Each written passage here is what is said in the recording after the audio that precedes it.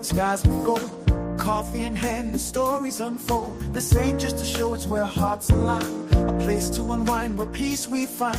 Cannabis drifts on the morning breeze, bringing calm to the mind, setting souls at ease. Together we gather, no need to pretend. The Cove's where the day and good vibes begin. Come on in, let the love unfold. Come on in, let it unfold. In the warmth of community, hearts turn gold. Hearts turn gold. The Cove is more than a show on display. More than a show. It's a place to belong, where we start the day. We start the day. So rise with the sun, let the blessings flow. Let it flow. With coffee and peace, we let the spirit grow. Some come to laugh, some come to share. Every story told shows someone's care. We lift each other, hand in hand. Through life's storms, together we stand. The circle's wide, there's room for all. No judgment here, just love's gentle call. Every morning's a chance to reset, renew, to breathe, to heal, and see life through. Come on in, let the love unfold. Come on in, let it unfold. In the warmth of community, hearts turn gold. Hearts turn gold. The Cove is more than a show on display. More than a show. It's a place to belong, where we start the day. We start the day. So rise with the sun, let the blessings flow. Let it flow. With coffee and peace, we let the spirit grow.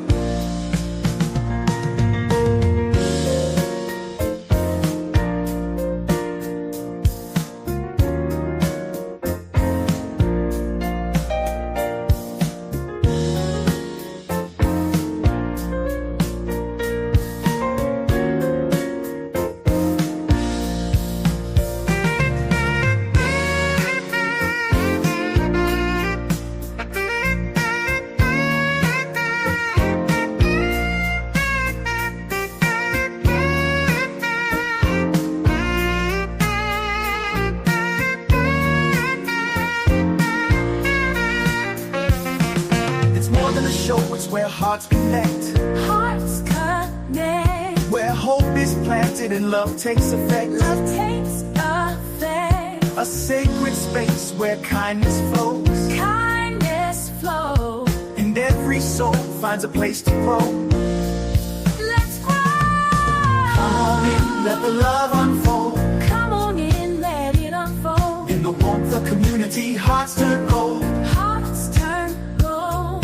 The Cove is more than a show on display. More than a show. It's a place to belong, where we start the day. We start the day. So rise with the sun, let the blessings flow.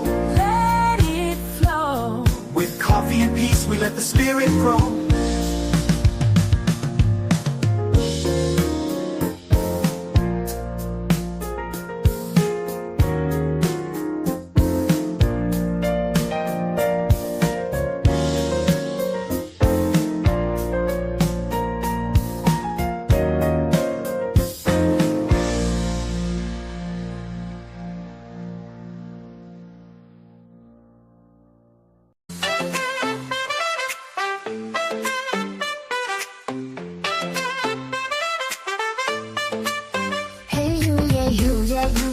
In your eyes, I see you shining bright like the morning skies. That's got its ups and downs, its twists and turns, but every step you take is a lesson learned. When the road gets rough and you feel unsure, just know you're a fighter, you're meant to endure.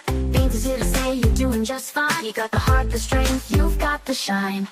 Beanz hopes you have a wonderful day. You're amazing, don't forget, in every way. When life gets tough, just remember this truth. You're strong, you're brave, and you've got the proof. Every challenge you face, every mountain you climb, shows the power within every single time. So smile, stand tall, don't be led astray. Beanz hopes you have a wonderful day.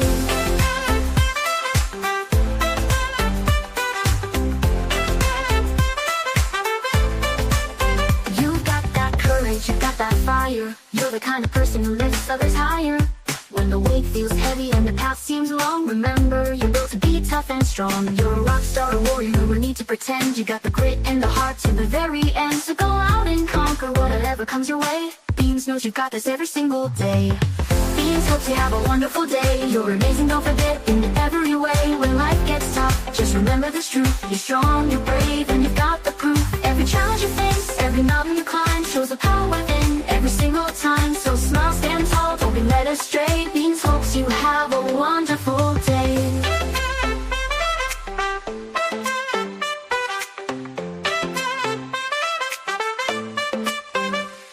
When the world feels heavy and you're feeling low, just take a deep breath and let that strength show. You're not just surviving, you're living out loud. Be proud of who you are, stand tall and be proud. Life's just a test of how far you've come. You're shining like the brightest sun, so keep your head high, let the worries fade. Beanz are cheering you on every step of the way.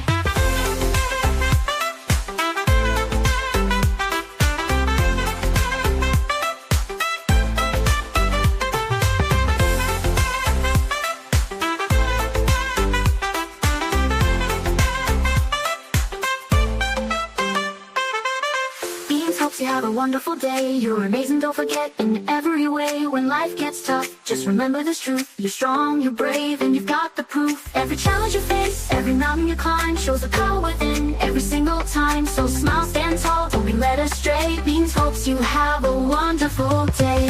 Hey you, yeah, you're gonna be okay. Beanz believes in you each and every day. So go out there, shine, let nothing get in your way. Beanz hopes you have a wonderful, wonderful day.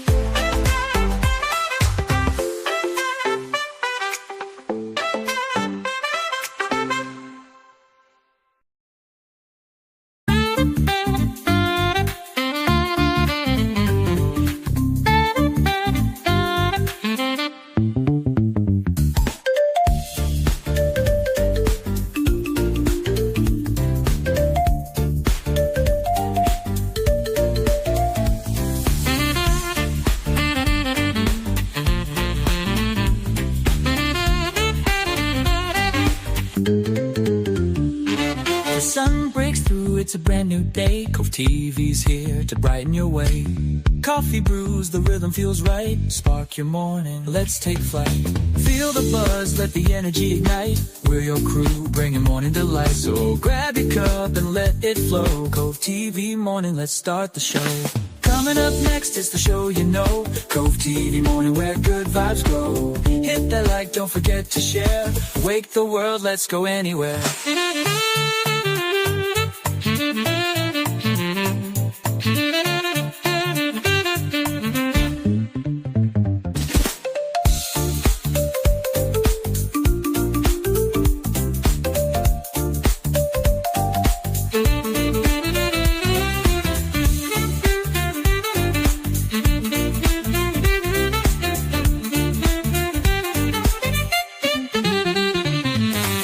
First light to the mellow groove, we're here together, finding our move. Conversations flow, hearts align. Cove-TV morning where moments shine. Whether you're near or miles away, we're the start of a beautiful day. Roll it up, sip it slow. Cove-TV morning, let's start the show.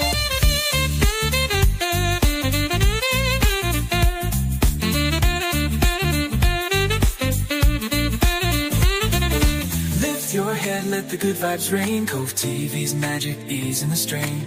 Every laugh, every note we play reminds us all it's a brand new day.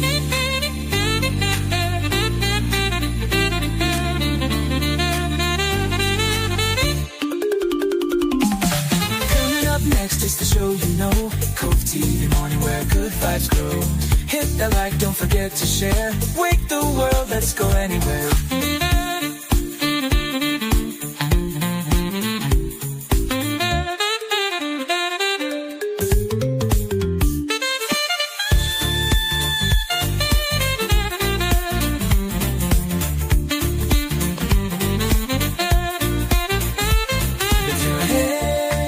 Vibes rain, Cove-TV's magic, ease in the strain. Every laugh, every note we play reminds us all it's a brand new day.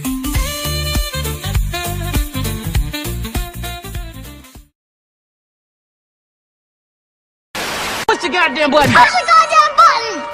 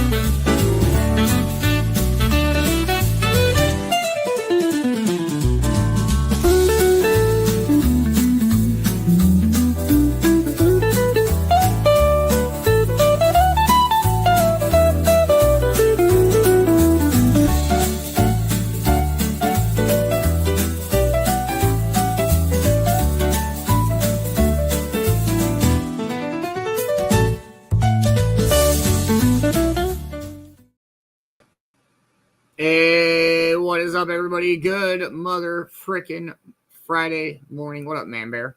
Oh, we're having a great Fridays already. It's going to be even greater. Let's go. It's going to be a dope-ass Friday. Cheers. Cheers, everybody.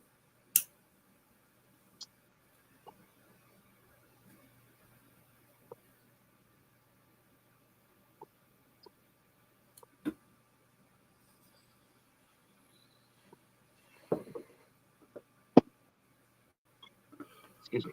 Ooh. Good morning, my most beautiful Amber. How are you, dear? I hope you're having a wonderful morning. Good morning, Nikki. Welcome to Friday. Good morning, Deb. How are you? I hope you're having a wonderful morning. Good morning, Crystal. How are you doing? Good morning, Kay. How are you? I hope you're having a wonderful morning. Good morning, Blunt Man Draper. What's going on? Good morning, Vicki. How are you? I hope you're having a wonderful morning. Good morning, Brad. What's going on? You already rolled sixes. Just a couple of them. Yeah. Good morning, Bill. How are you, brother? I hope you're having a wonderful morning. Good morning, Fabi. How are you doing? Good morning, Ash. How are you? I hope you're having a wonderful morning. Good morning, Boxman. What's going on? Good morning, Steven. How are you, man? I hope you're having a wonderful morning. Good morning, Trisha. How are you doing this morning? Good morning, Sammy. How are you? I hope you're having a wonderful morning. Cheers, cheers, everybody. Let's wake and bake with our Cove morning song. This is pretty much like the forever morning song until I fucking change it to something else, I guess. Cheers, everybody. Goddamn Cove wouldn't be the same without you every morning. Each and every one of you. I swear to God.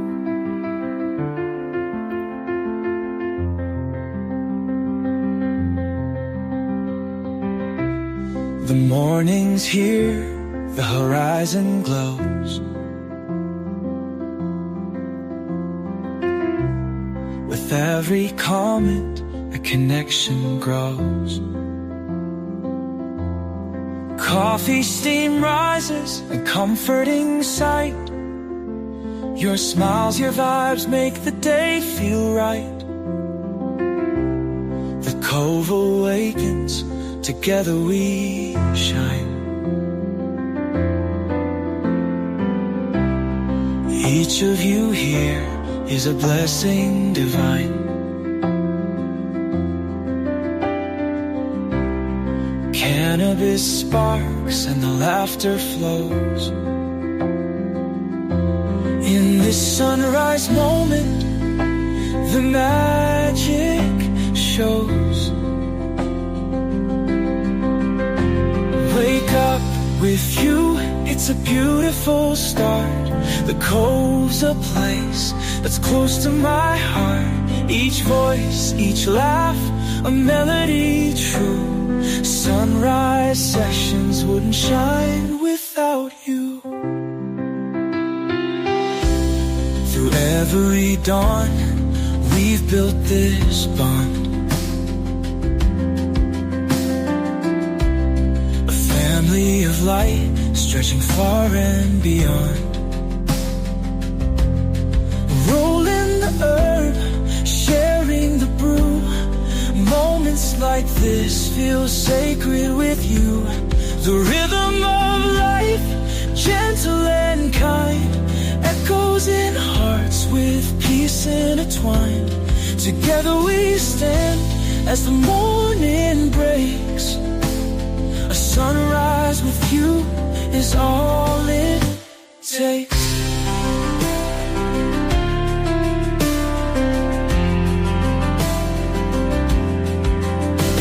Wake up with you, it's a beautiful start. The Cove's a place that's close to my heart. Each voice, each laugh, a melody true. Sunrise sessions wouldn't shine without you. Wake up with you, it's a beautiful start. The Cove's a place that's close to my heart. Each voice, each laugh, a melody true. Sunrise sessions wouldn't shine without you.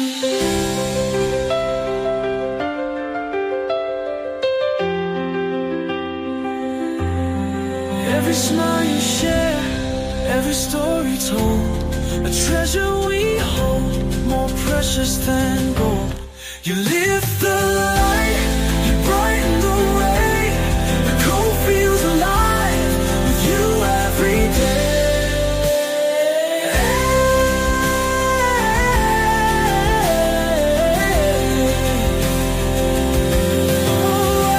Wake up with you, it's a beautiful start. The Cove's a place that's close to my heart. Each voice, each laugh, a melody true. Sunrise sessions wouldn't shine without you.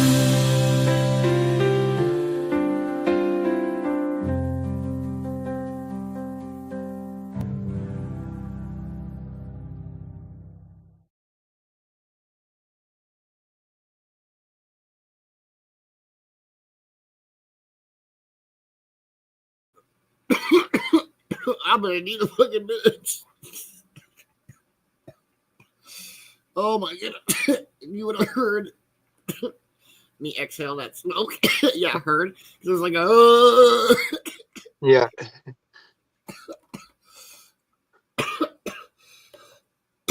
holy shit.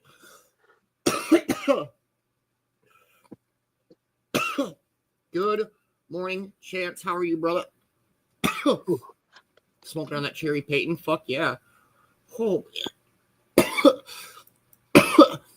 good morning, Cornbread. How are you? Hope you're having a wonderful morning. Good morning, I'll be better when I Smoke. How can are you, breathe. brother? Can't breathe. Booyah Kasha, Mr. Magic. Hope you're having a fan-damn-tabulous day yourself, sir. Oh, Hey, what up, Jersey Meg? How are you? I hope you're having a wonderful morning.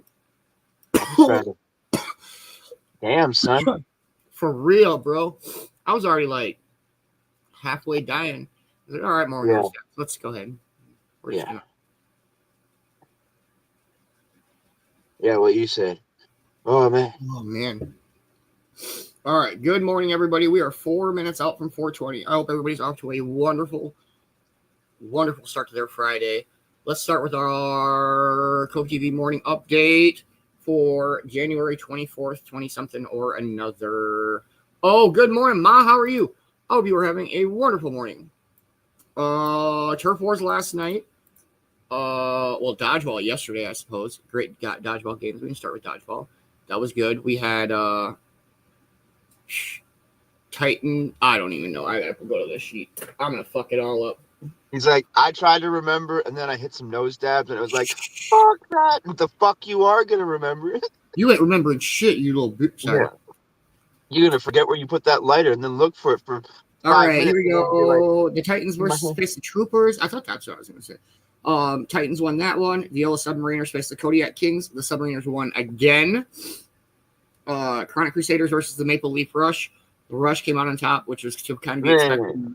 But and then Ganja Guardians versus Blaze Battalion. Let's go Blazers. We pulled out a win in that one. That was a fucking ridiculous game. Honestly, looking back on it, we had thought of all these other games. Game of the day, Ganja Guardians, Blaze Battalion, in my opinion. Yeah. That, from an outside perspective, that was so ridiculous. So congratulations to our dodgeball winners. Last night, week 32 of Turf Wars. Our first match was the first placers, also known as the Red Cobras, against the Falconetti Empire, and we lost. So we're back down to 15 properties. We went from first place to first place. I mean, our second Turf War was the Russo family versus the Firehawk family, and man, Europe almost came back in that one.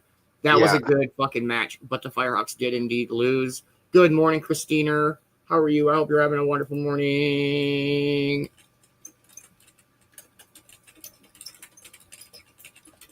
And then our third Turf War match was one of the most epic matches, as always, is the White Tigers versus the Nightshade Brotherhood.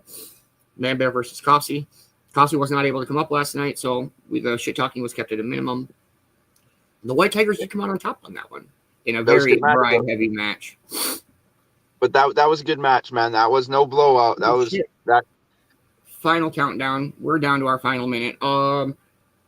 This morning, this is a history morning speaker. I'm not sure if we're catching up on yoga. I haven't heard from Spina yet.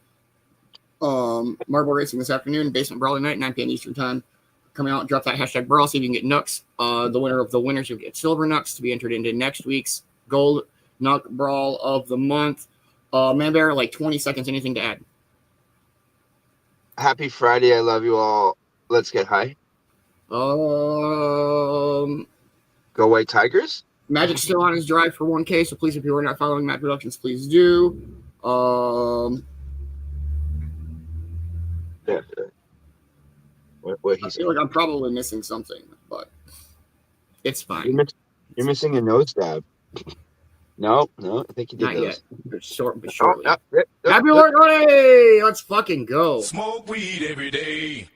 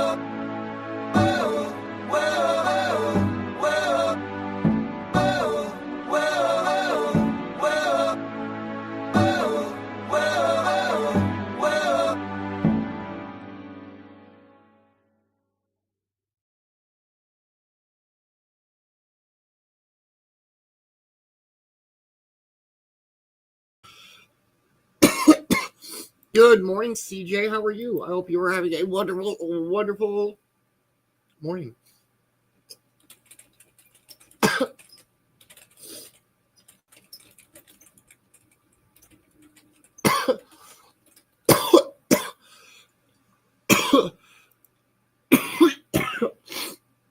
Oh man, that was some dabs. How's everybody doing this morning? Yeah, that was good. It's fucking ridiculously. All right, let me look at something here quick.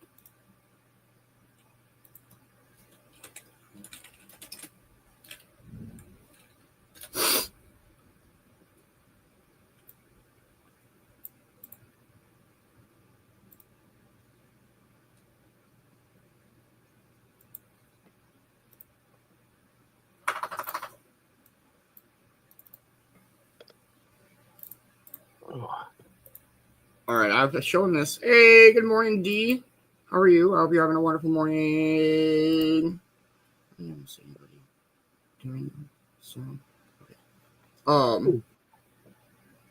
So there's this thing called the Dictionary for Obscure Sorrows. It's fucking super interesting, and they will take words like not real words that will put like a word behind a feeling. It's super interesting, and my favorite one is paro, the feeling that like everything you do is wrong, and it's super interesting. So like no matter, people have all sorts of opinions and all sorts of stuff, and that is amazing.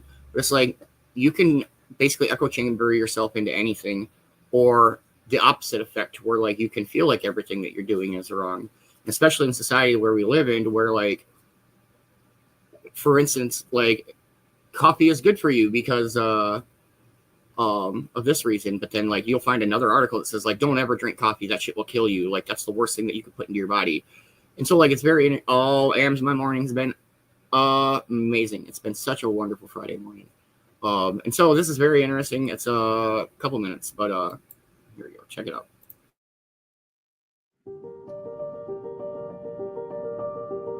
Paro.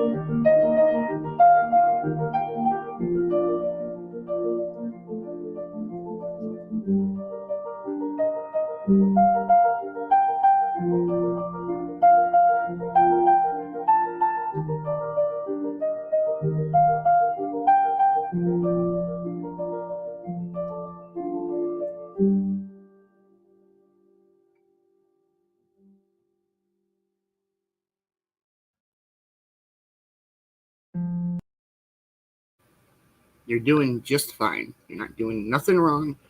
You're fine. So, paradox.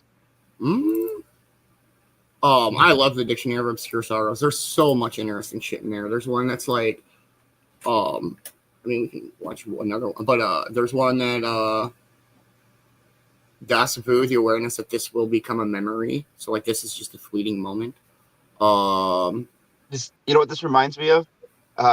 Super Size Me, the documentary about the guy who ate McDonald's he tried to eat McDonald's for a month every day, but he Or wasn't able to. Sonder, the realization that everyone has a story. Let's see that one. That's a good one.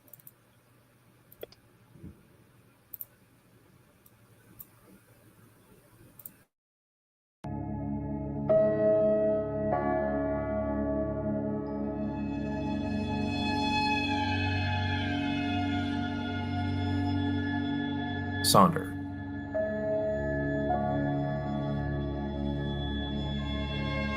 You are the main character. The protagonist, the star at the center of your own unfolding story.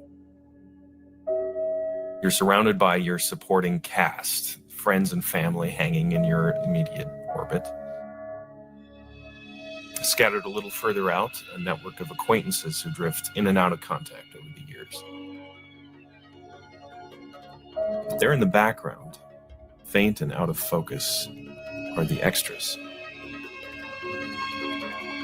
The random passers-by, each living a life as vivid and complex as your own. They carry on invisibly around you, bearing the accumulated weight of their own ambitions. Friends, routines, mistakes, worries, triumphs, and inherited craziness. When your life moves on to the next scene, there's flickers in place, wrapped in a cloud of backstory and inside jokes and characters strung together with countless other stories that you'll never be able to see, that you'll never know exists, in which you might appear only once, as an extra sipping coffee in the background, as a blur of traffic passing on the highway, as a lighted window at dusk.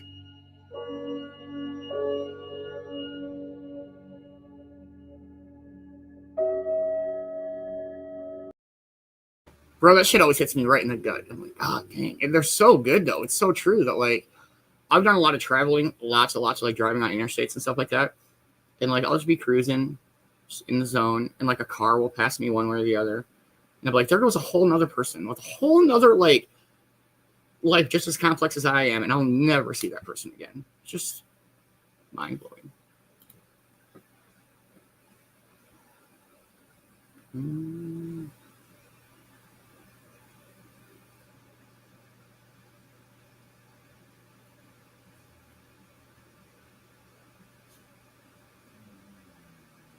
Yeah, they're so fucking interesting.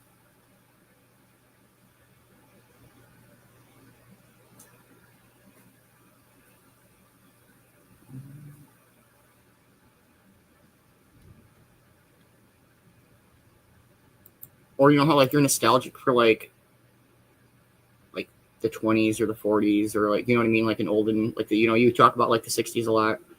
So there's got a word for that. It's called anemoia. Nostalgia for a time you've never known. Feels like I knew it. All right, here we go. Watch. I muted myself in mid-sentence. It's great. We'll do one more, and then we'll do a song and do our This Day in History. I hope everybody's having a wonderful morning. Sorry, I'm super baked, and this shit's crazy interesting to me. There's an old saying, the past is a foreign country. They do things differently there. Anemoia.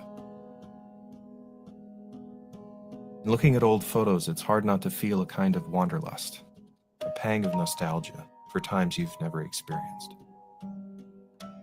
To sit on the side of the road and watch the locals passing by, who lived and died before any of us arrived here, who sleep in the same house as we do, who look up at the same moon, who breathe the same air, the same blood in their veins, and live in a completely different world. It's a world still covered in dust from the frontier. A world of adults whose lives are hammered out by hand, A world of front porches, of fires to light in the evening, of conversations over a fence. You'd watch as they carry on with their lives that seem so important. Even if their story has already been told. Even if none of it risks turning out any other way but the way it happened. But they carry on anyway. The past is a foreign country, and we're only tourists. We can't expect to understand the locals or why they do what they do. We can only ask them to hold still so we can capture a photo to take home with us. So we can sit for a few minutes in a world of black and white, with clean borders that protect us from the rush of time. Like a tide pool just out of the reach of the waves, that lets you linger in the moment, so clear and still, you can see your own reflection.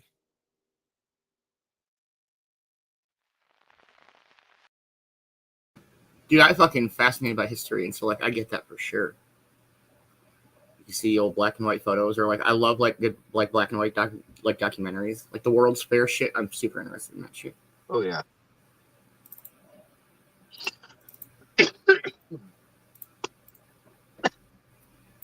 All right, I do have a new song. Nice. It's called "Dancing in the Dawn." Here we go, everybody. We'll play a song and then we'll do our This Day in History. Cheers, everybody.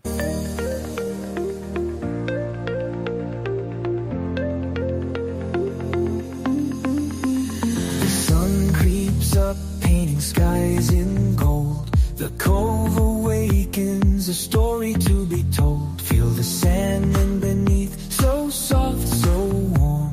A tranquil escape where peace is born. Music flows like the morning tide, a rhythm of life we can't hide. Roll it up, let the good vibe show, a spark of bliss in the soft dawn glow. We're dancing in the dawn, where the world feels alive. With every step the music lets us thrive. The touch of the sand, the rhythm so free. Moments like this are all we need. Inhale the calm, let it fill your soul. Exhale the world, let the good vibes roll. The cove and the sea, they call our song. Dancing in the dawn where we belong.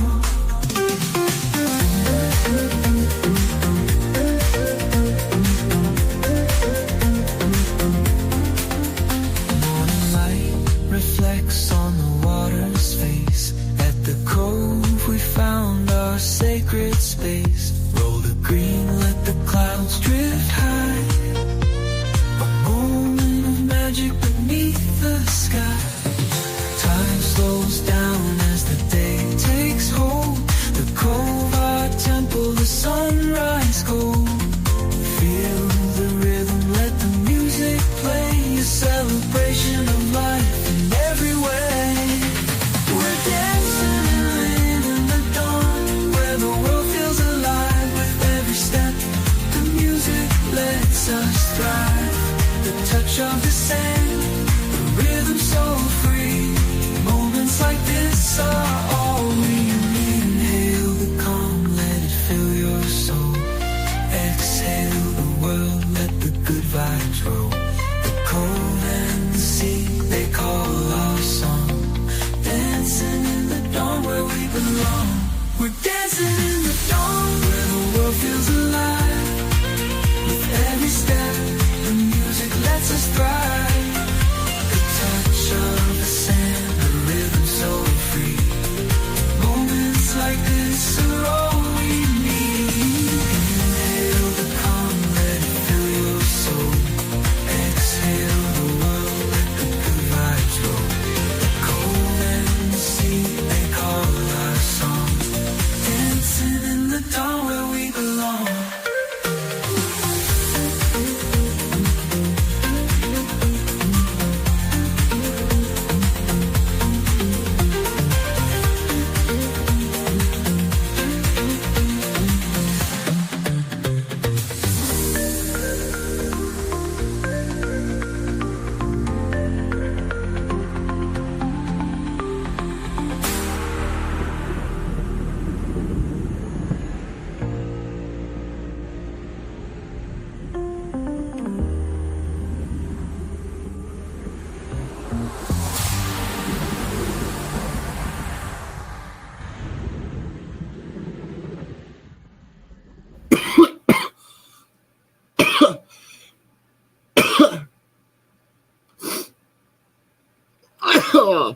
Much love, Jeremy. That's no thank you. A good one.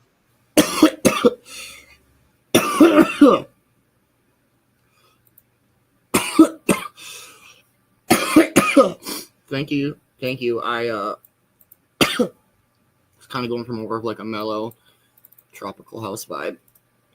Nice. Dang. You all right? A little bit. Kind of. Yeah.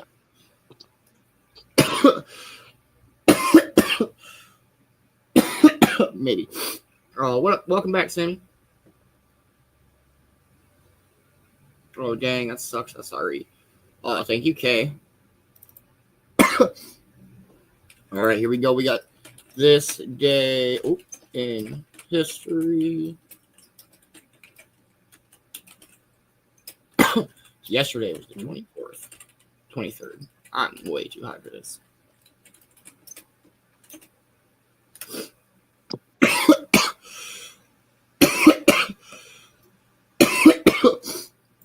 Fuck a duck. All right, here we go, everybody. Hey, you're not allowed to talk about ducks. Thought we had that call. True that. True, my bad. They're very interesting creatures.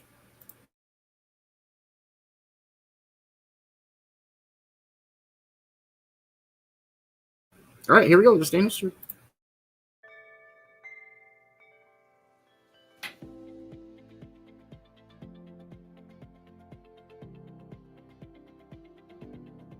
Hi there, and welcome to this day in history for January 24th.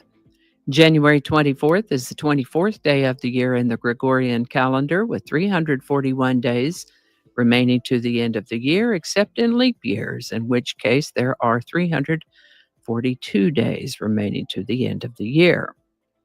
Today's word is incompatible. Incompatible is an adjective that means incapable of association or harmonious coexistence, such as incompatible colors, or a situation in which, say, great friends discover that their living habits are completely incompatible when they try to share an apartment. Incompatible can describe things that are unsuitable for use together because of an undesirable chemical or physiological effect, such as incompatible medications, or maybe a printer that is incompatible with certain types of computers. Incompatible can also indicate situations where two things are not both true, such as incompatible statements, or a case where the spoken statement is incompatible with the physical evidence. The word incompatible comes to us from Latin. First known use of the word incompatible is in the 1400s. Incompatible. And with that, I've gone on and on about King Henry VIII before. He got married 6 times, ostensibly because he was trying to produce a male heir, but probably also about as equally because he had a wandering eye. And when the Pope wouldn't give him an annulment on his first marriage, he started the English Reformation, created his own church and a bunch of edicts and laws to inflate himself and his own power. He had been crowned king in 1509, just a couple months before he turned 18. And on January 24th, 1536, he would have been in his mid-40s, he was thrown from his horse during a jousting tournament. He sustained a life-threatening injury but survived, and it's thought that in addition to the physical effects of that injury, he might also have suffered a brain injury that affected his thinking and behavior after that. On January 24th, 1848, a man named James W. Marshall found gold at Sutter's Mill near Sacramento, California. This discovery set off what is known as the California Gold Rush, bringing some 300,000 people to California to seek their fortunes and put California on the fast track to statehood. The 20th Amendment to the United States Constitution was ratified on January 24th, 1933. This one did a few things. First, it moved the beginning and end of the presidency and vice presidency from March 4th to January 20th. and for members of Congress from March 4th to January 3rd. It also discusses what should happen if someone has been elected to particularly president or vice president, but I believe Congress is also included to that. If someone has been elected to one of those positions but is unable to serve for whatever reason, there's a discussion of what should happen in that case. This is the birthday of singer-songwriter Neil Diamond, born January 24th, 1941. Very successful artist, Neil Diamond, with dozens of albums and even more singles. He's one of the best-selling musicians of all time, having sold more than 130 million records worldwide, and 10 songs that have hit #1 on the Billboard Hot 100. We've talked about some of his songs before in the Song of the Day section. He's been inducted into the Songwriters Hall of Fame and the Rock and Roll Hall of Fame. He's had some movie and television acting parts, too. Neil Diamond doesn't do tours anymore due to health issues, but he is still involved in music. Happy birthday, Neil Diamond. After atomic bombs were dropped on Japan in 1945 during World War II, the United Nations got to work on putting together some sort of resolution to eliminate the use of nuclear weapons, and on January 24th, 1946, passed its first resolution to establish the United Nations Atomic Energy Commission. This is the birthday of American singer-songwriter Warren Zevon, born January 24th, 1947. He started out in the music industry as a session musician. He had written some songs, recorded some records, but didn't get much notice until other artists began recording some of his songs, like Linda Ronstadt with Poor, Poor, Pitiful Me and Hasten Down the Wind. Some of his most famous songs, Werewolves of London and Lawyers, Guns, and Money, appear on his third album, Excitable Boy, released in 1978. He had some personal and career ups and downs, struggled with a drug and alcohol problem, stepped away from the spotlight, and made a comeback a couple times. In 2002, he began to feel ill, and in September of 2003, passed away from mesothelioma at the age of 56. Warren Zevon. Today's song is Werewolves of London by Warren Zevon. Written by Warren Zevon, Leroy Marinell, and Waddy Wachtel, and produced by Jackson Brown and Waddy Wachtel. The idea for this song came from Phil Everly of the Everly Brothers, and didn't we just talk about them yesterday? Phil Everly had watched the 1935 movie Werewolves of London on TV and suggested, perhaps as a joke, that Warren used that idea for a song title and a dance craze. He worked it up, but didn't take it seriously. But then Jackson Brown saw the song and started performing it during his live concerts. Eventually, Warren Zevon did record it and included it on his 1978 Excitable Boy album, and the song took off, much to Warren's surprise. Werewolves of London by Warren Zevon. Link in the description. And I think that's going to do it for us today. Thank you so much for watching. Consider subscribing if you haven't already. Feel free to share this video with a link in your email, messaging, or social media. If you enjoy this series, you can check out the playlist that contains these videos. I'll put a link to that in the description. That playlist lives on YouTube, so for other platforms, I'll include a link to my blog page. It's called No Really. You can also find me on Rumble, BitChute, and Odyssey. All those links in that description. Alrighty, that's all I can think of right now. Thanks again, and I'll see you next time. Much love, Vicki B. Hope you're having a wonderful day wherever you are. Please make sure that you are following This Day in History by Vicki Bowers on Facebook, and make sure you're subscribed to her YouTube. And Holy Song of the Day, bro, I fucking love that. That song is so much fun. Morgan, how you doing, Morgan? Yeah, he is fucking crazy this morning. Morgan, going crazy, Morgan. I know you hear me, Morgan. Morgan.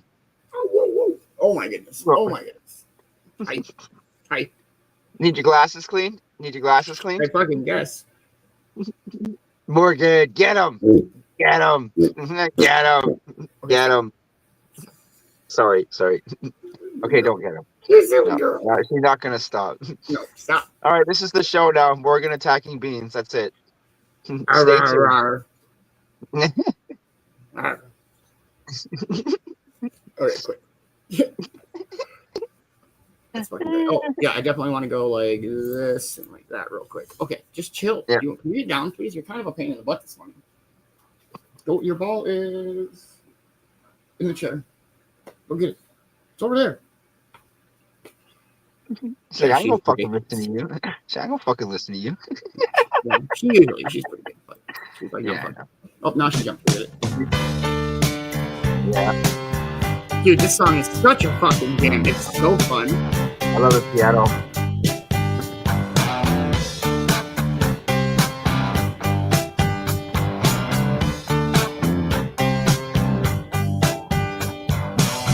I saw a werewolf with a Chinese menu in his hand,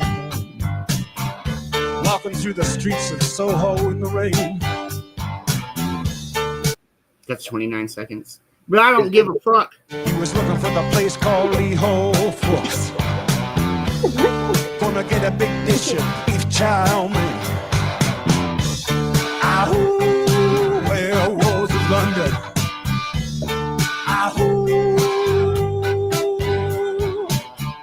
I fucking love that song. I was gonna be like, what did he order? Oh wait, something about pork. Oh, okay. He's just looking for a dish of some beef chow mein, bro. I had Chinese food 2 nights ago. It was good.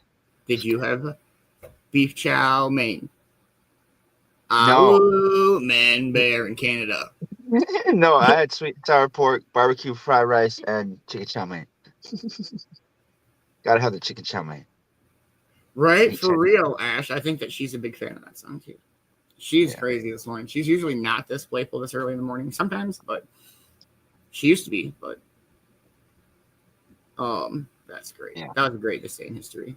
It is great to say history. What has everybody got planned for their Friday of days? Not much. It hasn't snowed enough to show. It keeps trying. We got that frozen fog going on, so it all looks like The Mist out here. The movie The Mist. That's a fucking crazy movie. That's a crazy movie, and I'll say it again. The ending was not supposed to happen like that, and Thomas Jane changed the ending. He's like, no, we got to make it fucked up. I think I'm thinking of the movie The Bay.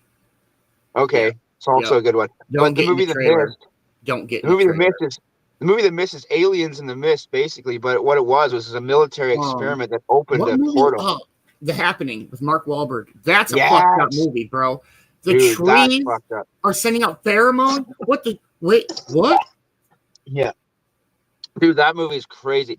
Thomas Jane was like, this movie's got to end fucked up because it was a fucked up movie. He's like, you know what I mean? Like the end of Dumb and Dumber, you know, where they're supposed to get on the bus with all the models. That was supposed to be the ending. And he's like, you girls are in luck. There's a town about 2 miles that away. I'm sure you'll find a couple of real, nice guys there. The original script was Jim Carrey and Jeff Daniels supposed to get on the bus. They never did. So, the most fucked up scene is, I don't know if anybody else has seen The Happening, but if you know the riding lawnmower scene, oh my god, fuck. that's a fucking crazy scene. I'm like, what is he doing? Oh my. Okay, for one, that wouldn't actually work though in realistic life. That's not a thing that could happen. I mean, it could if you like tried to do it. I mean, you could, but like, all right. Anyway, I just think Mark Wahlberg's got a good. He's a good actor. Like, you know what I mean? he's He can play great. funny Like the movies. movie Shooter, he's so good in Yeah. that movie. Like, Dude, yeah. That's one of my favorite. That's one of my favorite movies he's in. That's funny you said. That's actually one of my favorite Mark Wahlberg's. That and have you seen Me Time with him and Kevin Hart? That's pretty funny. That's a good one. Me Time, yeah, that's really funny. I loved him in Four Brothers. That was such The other guys with Will Ferrell was one of his best comedic roles ever. Oh my, come on, him and Will Ferrell going back and forth. They got to do more shit together. Come on, what's the one? Daddy's Home and Daddy's Home 2. Come on, great Mark Wahlberg. I can't believe you've never seen Ricky Stenicki with John Cena. Okay, so I know what it is, but you haven't But like seen. that, so these kids grow up and they always blame their imaginary friend Ricky Stinky, and they just keep that thing going. And then they're like in their 20s or 30s, and they have this buddy who their wives have never met that they blame all their bullshit on. They're like, "Oh, Ricky has a conference we have to go to this weekend," and then they go party or whatever. And then one of them gets married. I don't fucking remember. Hey, good morning, DeRosia Jeffrey. How are you? I hope you're having a good morning. I hope I didn't fuck your name up. So then they hire this fucking actor who works at like a strip club and shit like that, and to play the role. And then it's a great, hilarious movie. There's another one he just did. I think it was called The Lottery, where someone wins the lottery, right? Okay, this is really weird. It's like a comedic version of, like, I don't want to say The Purge, but okay, so one person wins the lottery, right? And if you kill this person, you get their lottery ticket. So John Cena's hired to protect her. And yeah, the whole movie is her, like, it's like Free Guy. Have you seen Free Guy with Ryan Reynolds? It's really like kind of just like weird. Oh my God. Go see Free Guy. That's a good one. Ryan Reynolds is really Mickey is fucking funny, bro. That shit's hilarious. All right, well, play a song and then we'll see where we're at with our morning. Let's go with, I don't know. I've been really digging this one lately, everybody.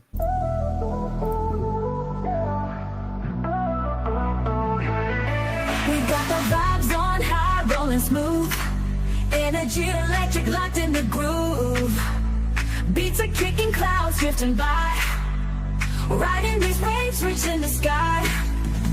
Vibes on high, moving with flow. Feeling alive as the rhythm grows. Dancing free, no limits, no lie.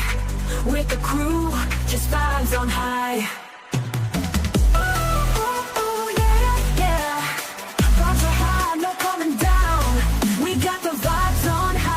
Smooth, energy electric, locked in the groove. Beats are kicking, clouds drifting by. Riding these waves, reaching the sky. Vibes on high, moving with flow. Feeling alive as the rhythm grows. Dancing free, no limits, no lie. With the crew, just vibes on high.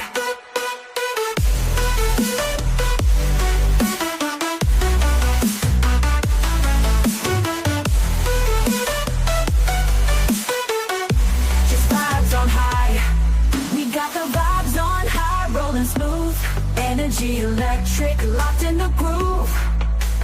Beats are kicking, clouds drifting by. Riding these waves, reaching the sky. Vibes on high, moving with flow. Feeling alive as the rhythm grows. Dancing free, no limits, no lie. With the crew, just vibes on high.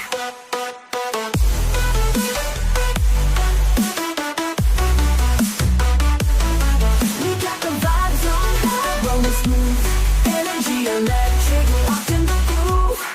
We got the vibes on high, rolling smooth. Energy electric, locked in the groove.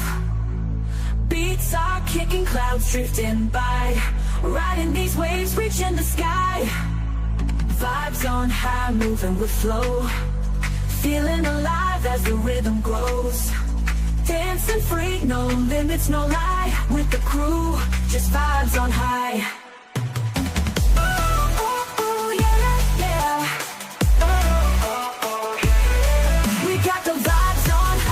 Smooth, energy electric, locked in the groove.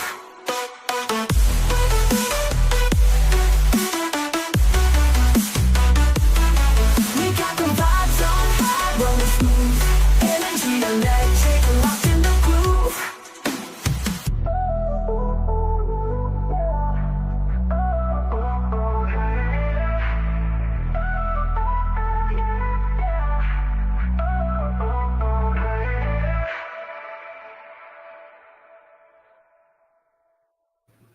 I fucking love that song. It's a nose-dab-tastic Friday morning, everybody. I'm digging the different segments this morning, so let's go with find a good site to go. If you are not subscribed to Site to Go, holy shit, they are ridiculous. they dive into all sorts of like if you're feeling like super down, like really bad, Psych2Go's a great place to go. Like they talk a lot about like narcissism abuse, self-abuse. We won't get to like that, you know, like 6 signs of a wounded inner child. How feeling lonely can lead to addiction. And they're all like short, like 5 to 10 minute videos. They're really, really cool shit. There's all sorts of like cool relationshipy stuff. They've got all sorts of like positivity type shit. Like this one, like what happens when a sociopath meets a narcissist. They're super interesting. I highly recommend you check out Psych2Go. It's a great page. You know, they dive into different like stuff like, you know, like loneliness with women, loneliness with men, different addictions, stuff like that we don't necessarily get into on the morning show. And we try to keep it positive. Absolutely. Which I mean, like, there's a time, absolutely. Like, I don't mind talking about that stuff, but I just try to keep it more as long as there's no strict documentaries about ducks coming up, I think we're good. Oh man, that's what I was gonna do too. You fucking were not even close to ducks. Anybody who was there knows he was not close to putting anything duck related on whatsoever. Hey, go duck yourself, Man-Bear. You know what? You ducking mother ducker. You know what? Duck you. I don't know. That's how we swear in the morning. Well. That's just ducking crazy. There's so many fucking videos on this channel. Oh, interesting. Let's watch this one. This has nothing to do with like anything. Let's go. Like that. This is fucking interesting as shit. All right, here we go. This is what does your handwriting say about you, Man-Bear? Chicken scratch bitch. Sorry, I had to, man. I fucking love you. I'm so sorry. I should have stayed in school, is what it said.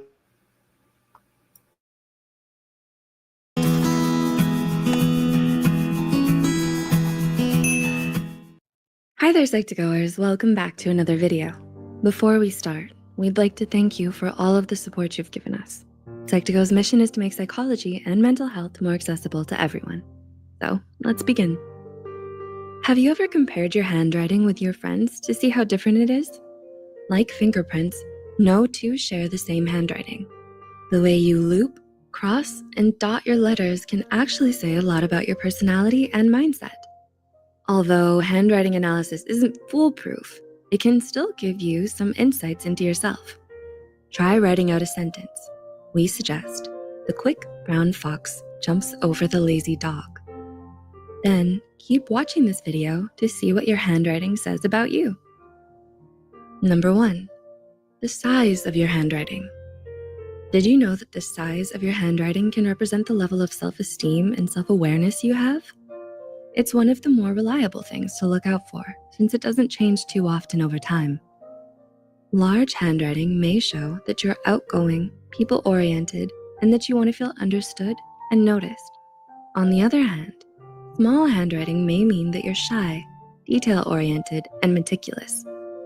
Handwriting that is average in size shows that you're well-adjusted and adaptable. 2, spacing between words. Do you leave a large gap between your words when you write? According to a study by Klein, the distance between 2 words can show how close or how far you feel towards other people. If you write with wide spacing and gaps between your words, then it may signify that you enjoy your freedom and dislike being overwhelmed. On the other hand, leaving a narrow spacing between words may describe those who dislike being alone. 3, slanting of the words. Did you know that the slant in your handwriting can tell what personal qualities you have?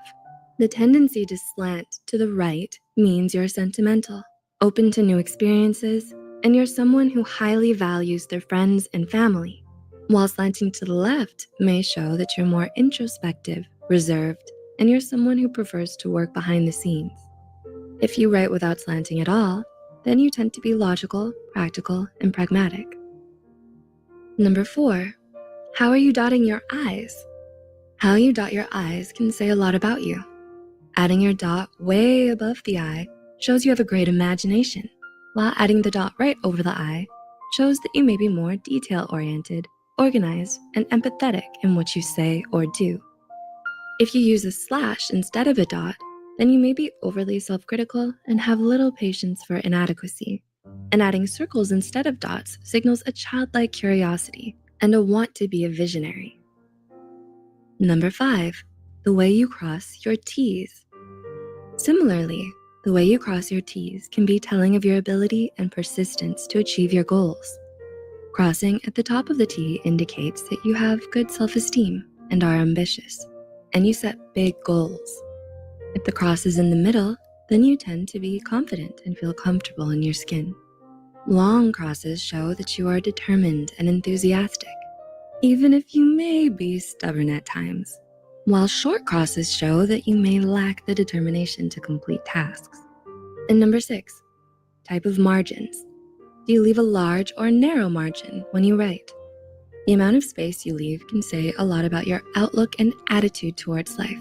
The width of the left margin represents your view of the past, so a narrow left margin shows that you base most of your actions and views on your past experiences, while a wide left margin shows that you are keen to move on from your past, to embrace the future and be open to new experiences.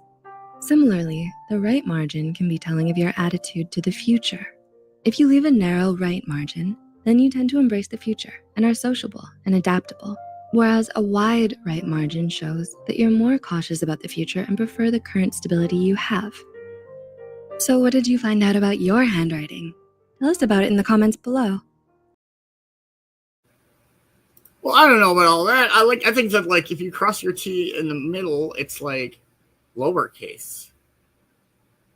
And I mean, you can't control where notebooks fit their margins. Those are the only couple things I was like, wait, what? If you cross your T in the middle, it's a lowercase t. It's lowercase. If you cross your T at the top, it is a capital. It is uppercase. That was cool and interesting, but I was like, But like my notebook margins, I can't move them. If anybody knows how to do that, let me know. Yeah. Should we call up Dr. Strange? We need to move the lines. We need to move the lines. But no, for real, Psych2Go is a very interesting channel. They do a lot of cool shit like that. All right, let's find a more brighter sunrise. More brighter? Shut up. Oh, he's still bitter about his loss. I'm not bitter.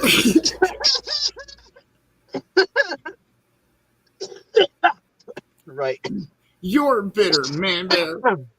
Hey, you're mad because he didn't get 17. Not bitter. He had 17 in his eyes all day yesterday. That's all he was thinking. 17. And 15 hit. What is this? Again, with the fucking sunrise or sunset videos. Like, it's cool. I get it. Whatever. But can I not have a sunrise? And can we have like a sun or a sunset? Fucking A. I'm too high for this. Man-Bear, play me out. All right, Johnny, play him out. You're probably wondering why Johnny's in hell. No. That's the best part of The Simpsons ever, or The Family Guy ever. I always love those. Johnny, play me out. All right, we'll go here. Fuck it. I don't give a shit. Okay. I used to be a Tumblr.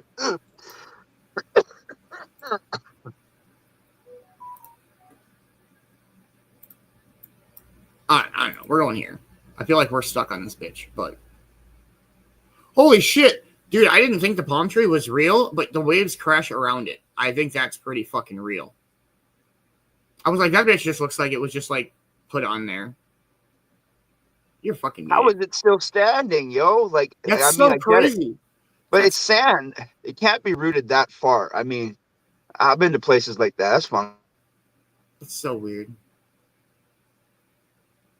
This island makes me feel kind of anxious because I feel like we're kind of stuck here. So cheers, everybody. We'll do our back-to-back track attack, and then we'll do our morning speaker. Don't forget, no matter where you are, sometimes stop and take a breath. It fucking helps. Much love. take a moment, the world can wait. Feel the rhythm, let go of the weight. Your strength runs deep, it's always been there. Breathe it in, feel the love in the air. Each step you take is a brand new start. Beanz says you've got the fire in your heart. Lift yourself up, wipe off the dust. In your own strength you can trust. Beanz says just take a breath just for you. Feel the peace as it carries through. Life's a wave, let it lift you high. Each moment glows like the morning sky. Breathe it in, let the calm reside. Find your strength, let it amplify. You're enough and your heart is true. Beanz says just take a breath just for you.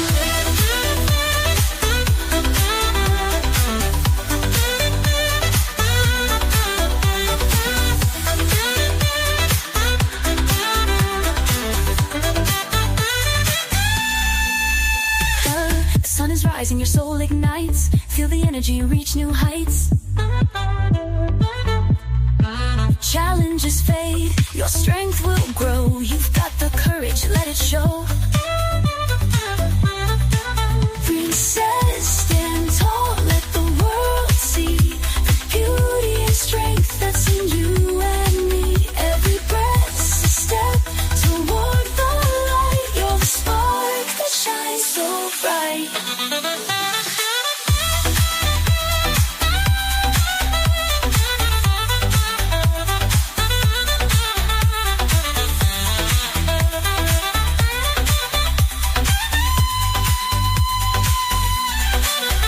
Beanz says just take a breath just for you.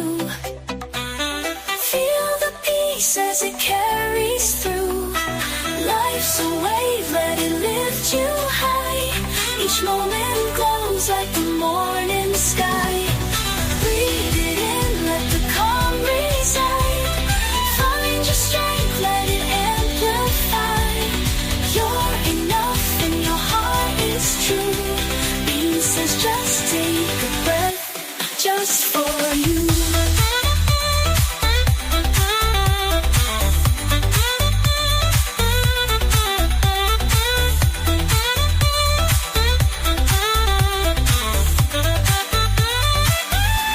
Just for you. Fucking A. I love that song. What up, Cypher Flow? Hope you're having a wonderful morning, man. I hope you had a good night at work. Crystal, if you're still here, I hope you have a wonderful day. Please be safe and good luck at your appointment. I was thinking dentist. I don't know why I was thinking dentist. Man-Bear? Do something nice for a stranger today.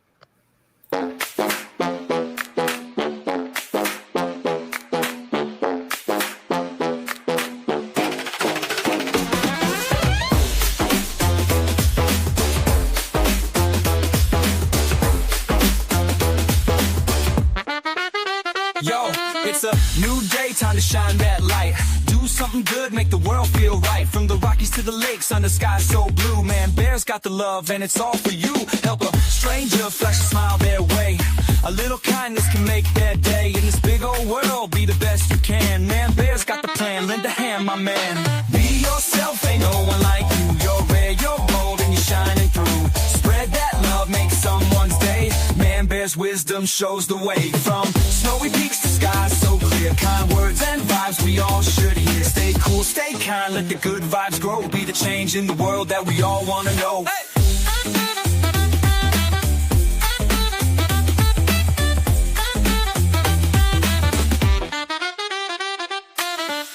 North where the spirits stay strong. We roll with love, keep the groove lifelong. Hold the door, share a laugh, it's simple and true. We're all in this together, me and you. Grab your boots and your toque, let your heart take the lead. Every small action plants a kindness seed. Stay real to yourself, let the kindness shine. Man-Bear's here to say, the future's divine. Be yourself, ain't no one like you. You're rare, you're bold, and you're shining through. Spread that love, make someone's day. Man-Bear's wisdom shows the way. From snowy peaks to skies so clear. Kind words and vibes we all should hear. Stay cool, stay kind, let the good vibes grow. Be the change in the world that we all wanna know. Wave that flag, red and white, so clean. We're sparking change, building the dream team. Man-Bear says keep pushing, lift up the crew. Be yourself, ain't nothing truer than you.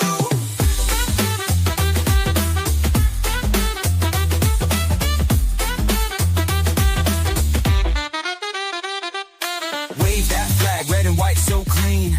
We're sparking change, building the dream team. Man-Bear says keep pushing, lift up the crew. Be yourself, ain't nothing truer than you. Be yourself, ain't nothing truer than you. Take a breath, let this message guide. Man-Bear's words like a beacon inside.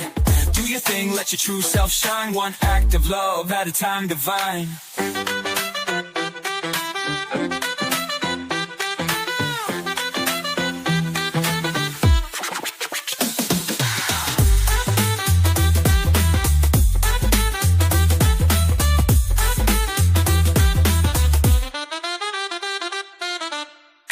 Take a breath, let this message guide. Man-Bear's words like a beacon inside. Do your thing, let your true self shine. One act of love at a time divine.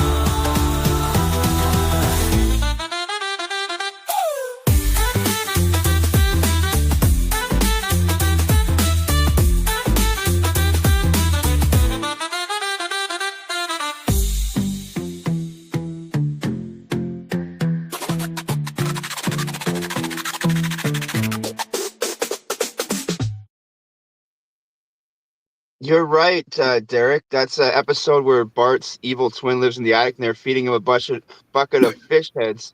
And they thought he was the evil twin because when they show his Halloween episode, Bart and his twin were born. One's evil and one's not. It turns out Bart was the evil one. And he's like, what? You really had any second thoughts about me being the evil one? Great episode. Right, Great. Kate? I agree. I think that we'll probably come here more often. This is dope. Yeah. It's a Looks like Hideaway. Looks like Hideaway, BC, but I know it's not. But there's a place, Hideaway, BC, right off British Columbia. It looks like that. Cool. It's our little It doesn't Hawaii. give me so much of that stranded feeling. Right?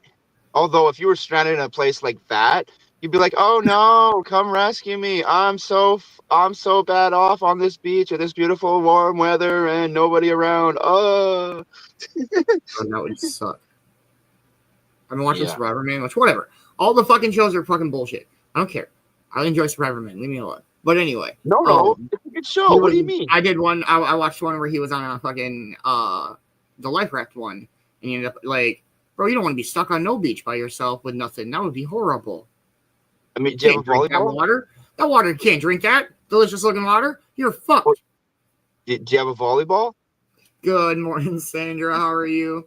I hope you're having a wonderful morning. That's funny because Boxman had just said, Wilson, where are you? Yeah. Dude, That that movie bothered the shit out of me. I'm sorry, man. I'm a big Tom Hanks fan. That movie was horrible. I'm sorry, man. Okay. Castaway? Yes. I love And I'll Castaway. explain. Okay, I only have 2 minutes to explain this, but there's no dialogue because he's on the island. So we're watching this movie and we're like, oh, okay, guy on the island. Maybe it'll be like the voice of God or something. No, man, there's hours of nothing until he finds that damn ball. And we were sitting there like, oh, this is really good. Then like an hour went by and we're like, he still ain't talking. They're still not talking. So we started being like, and a volleyball hits him in the head. Okay, where's the damn volleyball? We knew Wilson was coming. We just didn't know when. A little bit of talking to himself. Like, who's he going to have a conversation with? I'm just saying, when normally you watch a movie that's not Castaway, there's more talking and more excitement. It was good. It was just really long and talking-less. I don't know. You know how much I talk? I enjoy it. I'm sorry. It wasn't as good as it. And the mock. Hey, fuck yeah, D, getting shit done this morning. There we go. The best part was, this is an interesting one. what do you got? Put him in the back for that, Boxman says. Maybe. We'll see. I'm sorry. We are 1 minute out. We'll do our morning speaker. Here we go. We'll do a Dr. K this morning. Oh, you're good. You better behave. I want everybody to just. We're probably going to learn some shit about the brain. This shit's going to be dope and interesting. I fucking love Dr. K. He's a smart man. And he's probably going to say something funny and like some shit that you're going to be like, what? I don't know if that's a good what or a bad what, but he's going to make you say, what the fuck did he just say? Much love, Dr. K. All right, here we go. Quitting an addiction is not a binary decision. Quitting an addiction involves 100 steps. The first thing you got to do is change your life. Addiction is environment plus you. So overcoming an addiction is not about being strong. It's about, so there's a lot of thinking, which I would call the addict's brain. And I'm just going to highlight some of these. There's a lot of them. So, on the surface, we have things like denial, or I would say deal making is another form of denial, right? So I'll stop when this bad outcome happens. I don't have a problem yet. It's really going to be a problem if I start passing out at parties like this guy does. So if you notice that your mind is deal making, think about that. Are you telling yourself, okay, if I do this kind of work, then I deserve a reward. And if I deserve a reward, then I can use it. So it's not that you don't deserve a reward. It's just that that basic idea of I worked really hard, I get to do something in life, that's fine. The problem is when it has to do with a substance. So here's a really simple test for whether your deal making has been hijacked by your addictive brain. If y'all want to dive deep into the most important topics for our community, check out HG memberships. So the first thing to understand is that there needs to be no outcome from small talk. This is a Vasana too. Your mind is Vasanas all the way down. So the key thing about detachment is not that you don't have wants, it is that your wants do not control you. Membership grants you access to monthly streams as well as a back catalog of a year's worth of content, in addition to quests and so much more. If you're interested, you can sign up for $10 a month at healthygamer.gg/memberships or click the link in the description below. Hope to see you there. Simple test. So if the reward can consistently be not drugs or whatever you're addicted to, then it's fine. And if the reward that you're always giving yourself and you're like, oh yeah, so why don't you just reward yourself with like a massage instead of getting high on meth? And if you find yourself arguing against that over and over and over again, then you've got a problem. And you have to be careful because the addict's brain is subtle. It knows you, right? So it'll do, oh yeah, I don't need meth today. You want me to do a massage? I'll do a massage. But next week, we'll do something else. Oh, we'll see next week. Yeah. Oh, yeah. See, I did it. I can handle it. I controlled it. It's fine. You can use because I'm in control, which brings us to another really common one, the perception of control. Oftentimes when people are addicted to things, they have this idea that they're in control. They do things to keep themselves in control. But it's like the thing that's in control is the addiction. Like that's really what's in control. So you got to be careful about that perception of control. And then there are a couple of so these are like the really like in your face ones, but there's a lot of really subtle ones that I've encountered that are like really tricky. One is something called the weakness trap. So the weakness trap is when people view addiction as a weakness. And if I'm an addict, I'm weak. I'm going to just write this out, okay? Maybe you guys can follow. I should be strong. Therefore, I need to conquer my addiction. And if I don't, then I'm weak. Therefore, I am strong or will be strong. So I know this sounds kind of weird because this seems like really positive, but oftentimes people who think this way do not do all of the crap that needs to be done. So overcoming an addiction is not about being strong. It's about putting in lots of hours in stupid shit that you don't want to do. It's about going to meetings, going to therapy, meditating every day. And what these people have is they have this almost like this fantasy of strength where they don't want to be one of these weak people who has to rely on others, go to therapy. Weak people go to therapy. Like, I don't need any of that. I think, imagine this community will be somewhat different, but those thoughts can still pop up. You want to conquer it. And so oddly enough, the brain will tell you, you should conquer this. You can conquer this. You don't need to do all this other crap that people are telling you. Be strong, conquer it, and do it without help. Very subtle, very dangerous, very insidious. That desire for strength gets hijacked. Oh, this is a big one. Waiting to be done and forever. So this is a really common thing that we see in especially post-acute withdrawal syndrome. So we talk about withdrawal, which is when you're losing your tolerance to the substance. And by the way, if y'all are going through withdrawal, especially from substances, really, really good idea to do it with a medical professional because sometimes withdrawal can be lethal. So withdrawal from alcohol and benzodiazepines can induce seizures and asystole and literally kill people. So you don't want to do that. But then oftentimes what is really overlooked in the medical system is the post-acute withdrawal syndrome, which can last for months. So the way to explain this is that, so we have tolerance and the development of adaptations at the cellular level. But then we also have development of adaptations at the habitual level, development of adaptations at the psychological level, development of adaptations at the ego or identity level. And so all of those adaptations, which have been built on the addiction, also need to be recalibrated. And that is really difficult. So this is the post-acute withdrawal syndrome. And I'll give you all a really simple example of this. When people are withdrawing or in the early stages of recovery, it's really hard because you have to go to meetings a lot. You have to go to see your therapist. You're working through all these dormant emotions. And the problem with working through dormant emotions is that, like, I worked on dormant emotions this week. I worked on them the week after. I worked on them the week after. I worked on them for 3 months. There's just more and more and more and more and more of them. My emotional regulation skills are level 3 now instead of level 2. So my life sucks. Everything is hard. Everything sucks. And people think this is what being sober is. They think that this period of time will last forever. That's how it feels. And then they think, I can't do this. This is too hard. There's no way. And this is literally what it's like. And if you guys even pay attention, literally to our subreddit and other places in our community, you will see this thinking in all kinds of posts. Is this what it's supposed to be forever? Is this what life is? So we see this a lot, especially in like a lot of these burnout oriented tweets and things like that.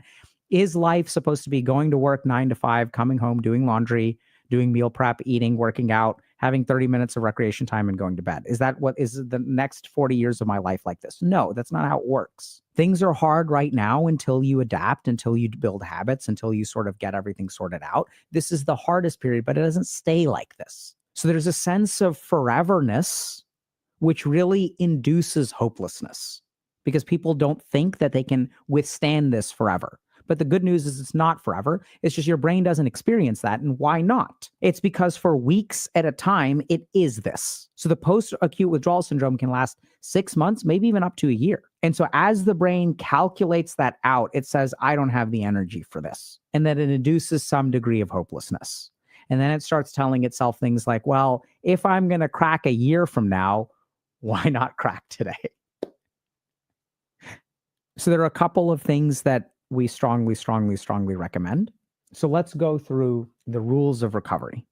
So if you guys want to try to tackle this, here are a couple of things that y'all should really focus on. The first thing you got to do is change your life. Now, you may say, but Dr. K, that sounds like a lot. And that's just step one. Absolutely, man. Because remember that your addiction is a product of your environment. Okay. So what's the pitfall? The pitfall is, first of all, people want the same life without the addiction. That's not usually possible. But the good news is that the new life is almost always, and I can't think of a single case. Let me think. I've heard this before, but nothing is coming to mind, is almost always better. But it's hard to get there. So this means changing your environment, changing your friends, also means changing your cognitive patterns, right? All this has to change. Changing the way that you deal with emotions.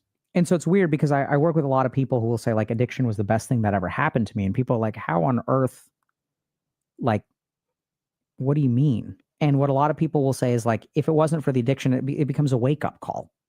Right? It certainly was for me. Like, I started down this journey because my addiction to video games really screwed up my life. And I really had to change it. I was like in a fraternity, going to parties, eating fried rice by the pound, playing video games every day, hanging out with other friends who were pretty degenerate. And over time, like, I had to change all those aspects of my life. But that's not a bad thing. Is it hard? Sure. You get better at it. It goes slowly, but it's good. You should want that. Rule 2. Complete honesty. And by the way, I didn't come up with these. These are things that I've learned. Beautiful wisdom. So there's a great saying in addiction recovery, which is you are as sick as your secrets. Love this. So true. Really important for things like trauma healing as well, because that's usually a secret. So we talk about this some in like Dr. K's guide. We talk about satya and truthfulness, and there's YouTube videos and stuff. So addiction fundamentally requires lying. I've never seen an honest addict. Can't think of one. Maybe I have. So usually on the surface, you lie to other people. You don't quite tell your family how much you're spending on crypto. When people ask you, what'd you do today? You don't say, I watched pornography for an hour and a half, right? And when people ask you, oh, like, how much did you have to drink? You downplay it. I had a couple of drinks, maybe a few. So as long as you lie, addiction has fertile soil to grow. And then the next thing is that, like, if you lie to other people, the only way you can sustainably do that is by lying to yourself, right? So then you do little things like you stop paying attention. Intentionally stop paying attention to how many drinks you have. The easiest way to not get caught in a lie is to be in denial. So lying becomes a huge part of it. So usually and then the question becomes, how do you become honest? How can you learn honesty? I love the concept of something called a recovery circle. So a recovery circle starts really small, and it is a group of people that you can be completely honest with. So oftentimes when I'm working with my patients, their recovery circle is me. And that's where it starts. And then over time, you expand your recovery circle. You learn how to be honest. You're honest with one person. It feels good to have one person in your life that you don't have to lie to. Feels relieving. It's so scary, but it feels amazing. And, we say here in chat, I feel personally attacked. What does that mean? When y'all feel personally attacked, you feel seen, right? I see what you are, and that's good. It feels good. It hurts. It's scary, but it feels good. And this is where peer support, I think, is really phenomenal. We have things like Alcoholics Anonymous, where it's like everyone else is an alcoholic. So like, I can be honest, and they know, they understand what it's like. And then usually this expands outward, right? So you start with like one person, you start with maybe a sponsor. You can go to meetings and you don't start sharing, but then you tell one person and you open up to them, and then eventually you start sharing, and then you start telling some people who are close to you. And then eventually your recovery circle can be the whole world. You can go into your job and you can say, you guys want to go to happy hour? Totally fine. I'm fine with just seltzer. I've been in recovery for 15 years. And like, that's cool. Like, I don't think the only people who get upset by other people in recovery are people who have addictions and feel bad about not being in recovery subconsciously. Rule number 3 is ask for help. So what are the things that get in the way of this? Shame, this whole weakness trap, right? So this is not a process that I mean, even though there's some evidence that shows that people kind of do it on their own, we just don't know, right? Because we don't measure them because they did it on their own. But even on their own may have been with help. We don't know, right? They may have confided in a friend, who knows? But I just can't tell you how much easier it is with help. And a lot of people think, oh, if I ask for help, I'm weak, or like I won't be able to do it on my own, or am I just becoming dependent on this person? No, you're not. How can I say that? Well, let's just think about it for a little bit, right? So when I'm at the gym and I'm on my last rep and I have a spotter help me a little bit, am I becoming dependent on the spotter? No. The spotter helping me a little bit means that my muscles are at maximal contraction. I finish the rep and they're actually going to grow more. The alternative of not using the spotter is that I don't do the rep at all, and then my muscles will grow less. Using help accelerates your growth, doesn't impede it. Now, there are some situations where you can sort of get dependent on help, but that is almost never the case, because usually the institutions that are good at helping people recognize that. So as a psychiatrist, I recognize when people are doing work with me towards independence and growth and using me as a crutch. And then we address that. People in recovery understand this really well. See, what leads to growth is doing the thing. What leads to not growth is not doing the thing. Now, if help means substituting your actions with someone else's actions, then you won't grow. But if they are helping you and you are still acting, you'll grow. It'll work. But there are challenges like shame and, lying and embarrassment and all this kind of stuff. Rule number 4 is practice self-care. So I want you all to understand this, right? So addiction is environment plus you. And You can focus on the environment and you can focus on you. You really have to do both. So if you're not sleeping every day and you don't have enough willpower to resist the addiction, that's going to be a problem. If you don't eat properly, then your brain is going to be using a lot of energy to suppress those hunger signals, and then you won't have much energy left over to resist your addiction. If you are living in a situation that is toxic, if you have friends who are not really friends of yours, if you are in an abusive relationship, all of those things will add negative emotional energy and will drain your willpower. It'll be way harder to resist.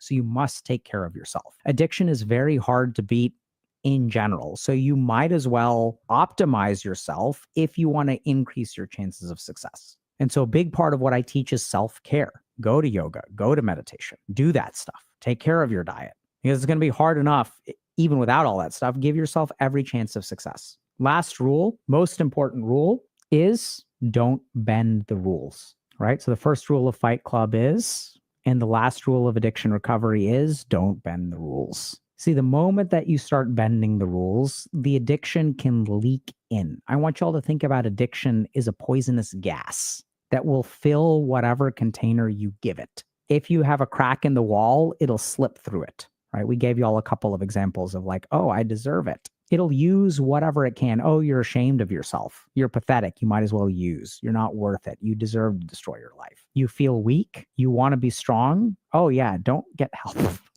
Be strong. You want to be strong? That's great. Let's go with that plan. Just do it all yourself. You don't need to change your life. Oh, it's too hard to change your life. It's too much work to change your life. Oh, you're feeling tired today and you're feeling like you can't do this forever. Thank God, because you can't do it forever. Oh, do you want 40 years of this? No, you don't. Nobody wants 40 years of this. Come back to me, baby. At least with me, every day wasn't bad. If you're going to have a shitty life, you might as well have the upsides by getting high every now and then. Don't bend the rules. And recognize that as long as you stick with that, the thalamus and the nucleus accumbens and the amygdala and the limbic system have nowhere to run. They have nowhere to act. If a rule is a rule and it is impervious, then you become impervious. No means no. I've been sober for a year. I deserve it. No means no. Sure, I deserve it, but I'm not going to do that. And if you focus on not bending the rules, that'll strengthen your frontal lobes. And it helps align your frontal lobes. Since we're somewhat deficient in planning and executing tasks and predicting errors, that's why we need to be stupid about it. Because the other dangerous thing that I oftentimes see is that the worst addictions happen to the smartest people, because the addiction turns the brain against you. And so the more powerful the brain is, it's like, if I'm going to cast mind control on an enemy, do I want to use a level 60 enemy or a level 2 enemy? So when addiction casts mind control on you on a level 60 brain, it's going to be way harder to beat. That's why you need sthir, steadiness, resilience, unbending. You can be weak. You don't have to be strong. We're just not going to bend the rules. So I hope this has been helpful. Let's get to Q&A. What questions do y'all have? How did you game later without it becoming addicting again? Great question. So let's understand a couple of things. Remember that an addiction requires giving pleasure and taking away pain. An addiction requires activation of all kinds of neurocircuitry. The short answer is I dealt with my dormant emotions. I found a purpose in life. So right now, I could be playing a video game. Why am I not playing a video game? Because this is more important to me. So I stopped using games as a source of emotional regulation. When I feel bad about something, I go for a walk. I started engaging in a lot of self-care, started meditating a lot, right? So this is what I mean. Everyone thinks about addiction as I have this thing that I can't control and I lose the willpower battle against this thing. But you can dismantle that addiction like one table leg at a time, and it'll just tip over and fall, especially with the behavioral addictions. Substance use addictions with strong genetic predispositions may require abstinence, but it just became a source of pleasure and recreation, nothing else. And when that's what it is, then it becomes healthy. So I think sex and love addiction is another good example of this, right? So a lot of people who get addicted to sex will use it as a substitute for self-worth. They use it as their source of feeling accepted by another human being. And once those things go away, you can have sex in a healthy way. You can fall in love in a healthy way. So you're telling me that when I tell myself that I can quit snooze nicotine addiction anytime I want, I'm lying? Yes and no. So I don't know if you can quit an addiction anytime you want, but My point is that quitting an addiction is not a binary decision. So this is, hopefully y'all have taken this away. Quitting an addiction involves 100 steps. So can you quit it? Absolutely. It's just about doing the work. And so nicotine addiction is a really good example of, like, we have very good treatments for nicotine addiction. What we basically know is there's a medication called varenicline that reduces cravings. And then when you use the patch and some kind of acute nicotine supplement like gum or lozenges, success rates are very high. I think 60 or 70%. So we have like addiction treatments for nicotine that are very successful, but it involves asking for help. What kind of help should I ask for? So I think 2 or 3 kinds of help come to mind. One is you can go to a psychiatrist or therapist and you can say, hey, I think I may have an addiction, and they'll take it from there. The second thing that you can do is go to any kind of peer support recovery meeting, Alcoholics Anonymous, Narcotics Anonymous, Computer Gaming Addicts Anonymous, and say, hi, my name is whatever. I may have a problem with this kind of addiction. That's it. Yeah, so this was really, really, really good point. So this is something that we'll cover in the workshop, but we just didn't have time to cover. So great point to end on. So Vladimir is saying, I quit smoking after 14 years and drinking after 19 years, cold turkey both times. Confronting and dismantling the positive associations I had with my addictions was critical. So we didn't talk about this too explicitly, so let's talk about it now for a couple of seconds. See, the problem with addictions is that they're solutions, not problems. So when I say change your life, right, and I say everyone wants to have their life without the addiction, the problem is that when we look at these substances, we see a lot of good, right? I like being relaxed at parties. I like being able to go on a bachelor party and get hammered with my friends. I love being able to go to a barbecue and have a good time, right? I love partying with lines of Coke. Like, people like this stuff. And especially if you look at some of these fields like finance, it's like, it's part of the socialization. And people are like, well, when the managing director of my firm is like, hey, you want to do lines of Coke in the bathroom? Like, I can't say no, because he's the one who determines whether I get $300,000 of bonus this year or $450,000 of bonus this year. So those lines of Coke are worth $150,000. I've seen it as an addiction psychiatrist. Like, it ain't pretty. And you're spot on that a big part of this is dismantling the positive associations. A big part of this is the belief that you can't live without your addiction. I've seen marriages end in divorce because people are addicted. I've also seen marriages end in divorce because people get sober. I've seen relationships that are built on a shared addiction. I found someone who won't judge me because they're just as addicted as I am. And we're both going to go hard. And I love this person so much because this person knows how to go on a bender, and they'll protect me if I go too hard. They'll keep things in check. So there are a ton of positive associations which are very hard to deal with. And those absolutely need to be dismantled. Really great point. Thank you all very much for coming today. If y'all are struggling with something, look at it a little bit critically. Really try to understand what's going on. Ask for help. And know that you can live without it. That the life that you build without it is probably going to be better. It's going to be missing certain things. And even as someone who's a degenerate gamer addict, who's gaming in recovery, I miss some of the stuff too. Like, going hard in gaming is its own special pleasure. There's its own special pleasure of real just debauchery, right? When some expansion drops and like, I'm going to stay up, I'm going to skip all my classes for a week and I'm going to grind to 60. There's something that's fun about that. I gave that up. And I think the challenge with addiction is that you are giving things up. I think the good news is that you only have to give them up for a while, and then you really don't want them anymore. You really start to appreciate what you have. What's the end goal? The end goal is freedom. The end goal is freedom to live life the way it's supposed to be lived instead of living a version of life that is shaped by an addiction. Should you quit it right now? Why not? Why not?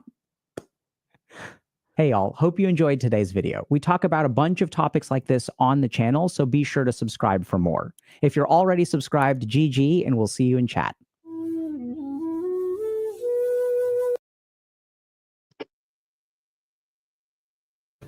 That was dope. Okay. What? I love to be a little controversial. I just want to say, being addicted to video games, being addicted to cigarettes and being addicted to any kind of other drug are 3 different categories, 3 different conversations. I get what he's saying, but you can't equivalent being addicted to video games to being addicted to meth or heroin. Or I'm just saying, I'm making a point about it. You totally can. It depends on the level of how much it destroys your life. Like if you're smoking meth every weekend. But when it comes to video games, you're not going to destroy your brain by playing video games in the fact that the other drugs actually chemically fuck your brain up is what I'm getting at. That's what I'm saying.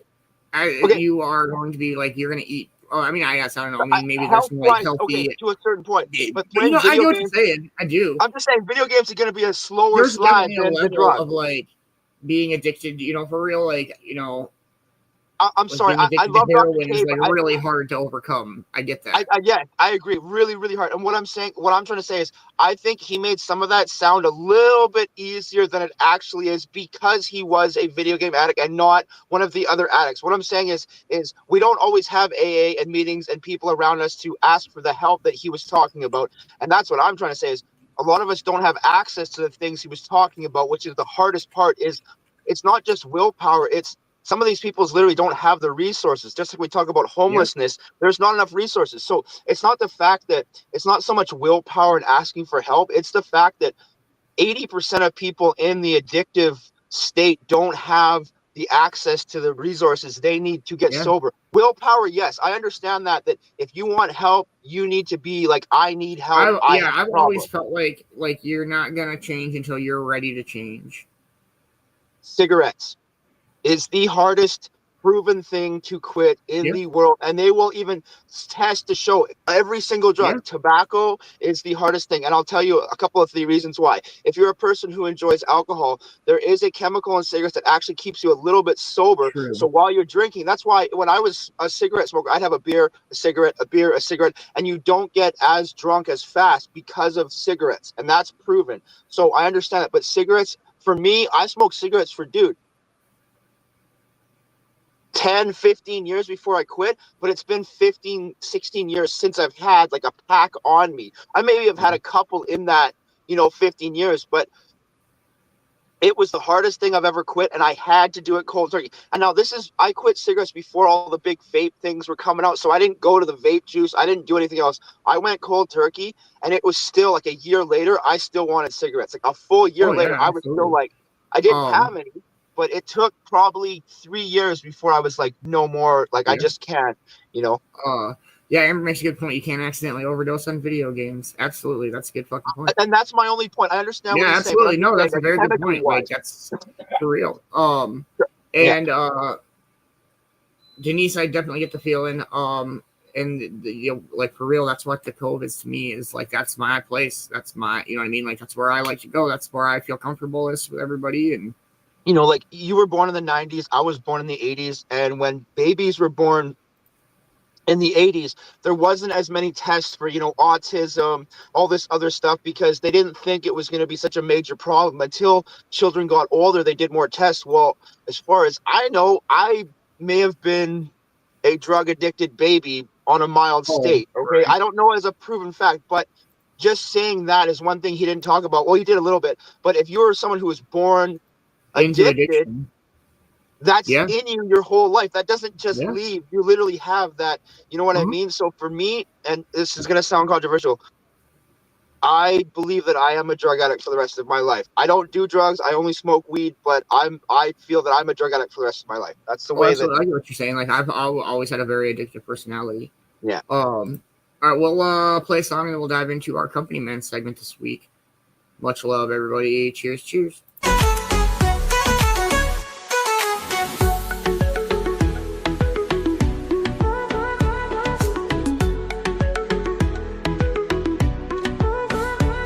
Strike the flame, let the ember ignite. A spark of truth in the heart of the night. Rolling waves meet the sky so wide. In the cove where we let the world collide. Pass it around, let the moment stay. The cove's a beacon, light the way. Every puff, a connection.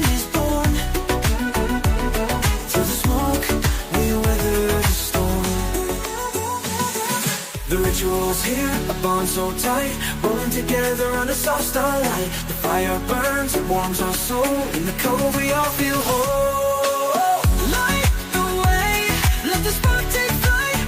Take flight. Through the haze, we shine so bright. Canvas skies, where hearts align. Hearts align. Light the way, it's our time to unwind.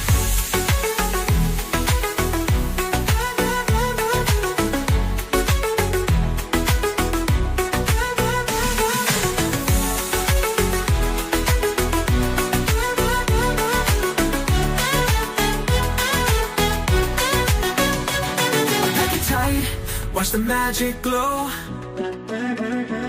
A ritual only the cove will know.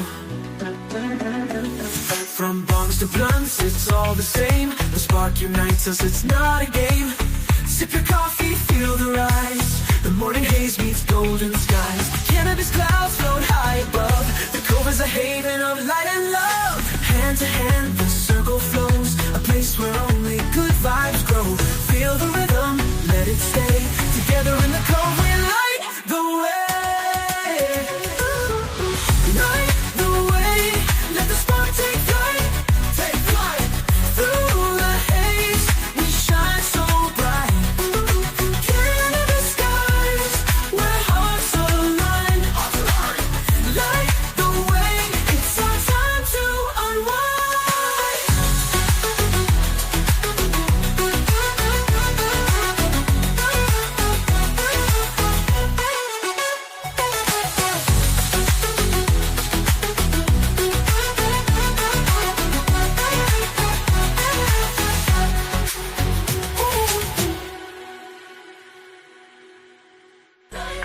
The way, let the spark take flight. Take flight. Through the haze, we shine so bright. Cannabis skies, where hearts align. Light the way, it's our time to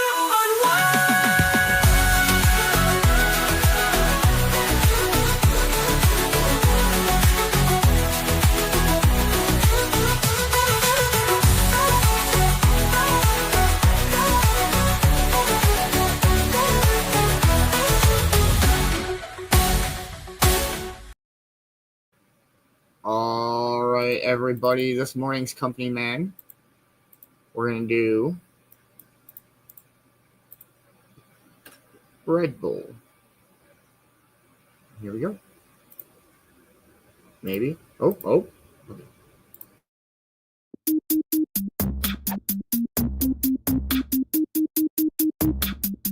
I often come across comments asking that I cover more international companies. Well, this video is for you because Red Bull is definitely an international company. It's sold in 171 countries around the world, which is almost all of them. If you're watching this, you probably know about Red Bull. In the industry of energy drinks, Red Bull has been the leading brand every year since forever. They were essentially responsible for creating the market back in the mid-80s, and even with other companies, in many cases giant companies, releasing and acquiring competing products, none of them have been able to overtake them in market share. Monster is probably the other brand that stands out and has actually been doing really well. They've recently become the #1 energy drink provider in the US, but internationally, it's still Red Bull. In 2018, Red Bull sold 6.7 billion cans, which has been going up every year, and they're generally not that cheap. A few dollars a can in my experience, so this company has been pulling in a lot of money. Sales in the $6 to $7 billion range lately. Plus, consider, in the comparison with Monster, the two brands sell their cans for a similar price, but Monster cans are twice as big. They're 16 ounces compared to Red Bull's traditional 8.4 ounce can, so you can imagine how Red Bull would likely be generating more profit from that. They're able to charge so much for such a small amount because their brand brand has value. On Forbes' list of their most valuable brands, at number 61 is Red Bull. This is an incredible success story. What began as a very modest business has somehow grown into one of the most valuable brands in existence. So let's take a look at how Red Bull got so big. The story of Red Bull concerns two men from very different parts of the globe, neither of which is the part of the globe that I'm from, so bear with me when I say these names. Chaleo Yuvadaya from Thailand and Dietrich Mateschitz from Austria. See, I told you this is a very international company. Focusing on Chaleo for a minute, he got involved in the chemistry field through his brother. His brother owned a small business, and Chaleo joined the company as a salesman of antibiotics. After some time, he left his brother's business to start his own pharmaceutical company. That's when he started developing this drink. The term energy drink really didn't exist yet, but that's essentially what he set out to create, something the people of Thailand can drink that could provide them with some energy that they needed to get them through the day. Now, the drink he developed wasn't exactly the Red Bull that we know today. It was uncarbonated and a little sweeter, and it had a different name. The name was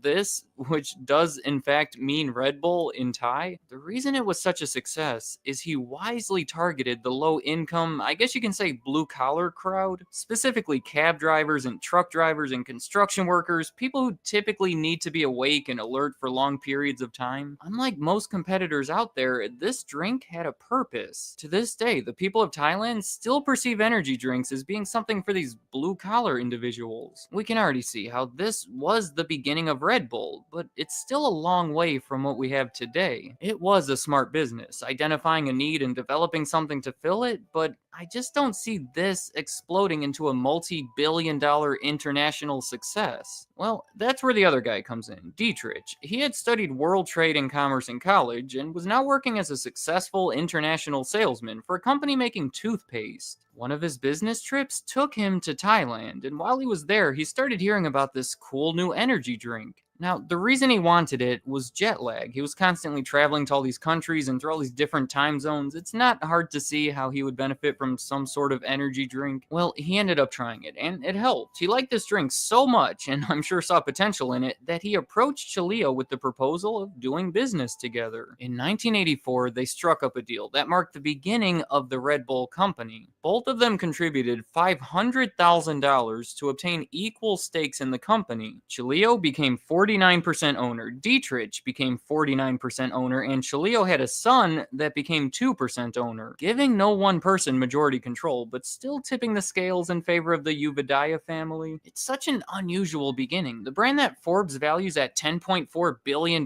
with revenue of nearly $7 billion last year was started by two men of completely different backgrounds, each investing only $500,000. That's what I would call a pretty decent return on investment. From this point, it appears we should be focusing more on Dietrich. As I hinted at earlier, a big part of the success of Red Bull is due to its brand value, which was created largely due to marketing. And Dietrich was the former salesman that figured out how Red Bull should be marketed. Now, I think this is important to emphasize. The company was formed in 1984 in Austria, but they didn't start selling Red Bull in Austria until 1987. 3 years was spent trying to figure out exactly how to do it. That's where he worked to adjust the recipe for the new region until it was seemingly perfect. That's when they reduced the sugar and added the carbonation, along with a bunch of other intricate changes. He also spent that time figuring out how he wanted the public to perceive the product and came up with ways to promote that perception. Like, do you know how Red Bull is famously sold in that blue and silver slender can? It's all very calculated and intended to make them stand out from all of the others. I imagine most of us put in this position would be in a hurry to get this thing on the shelves. Maybe make a few obvious adjustments, but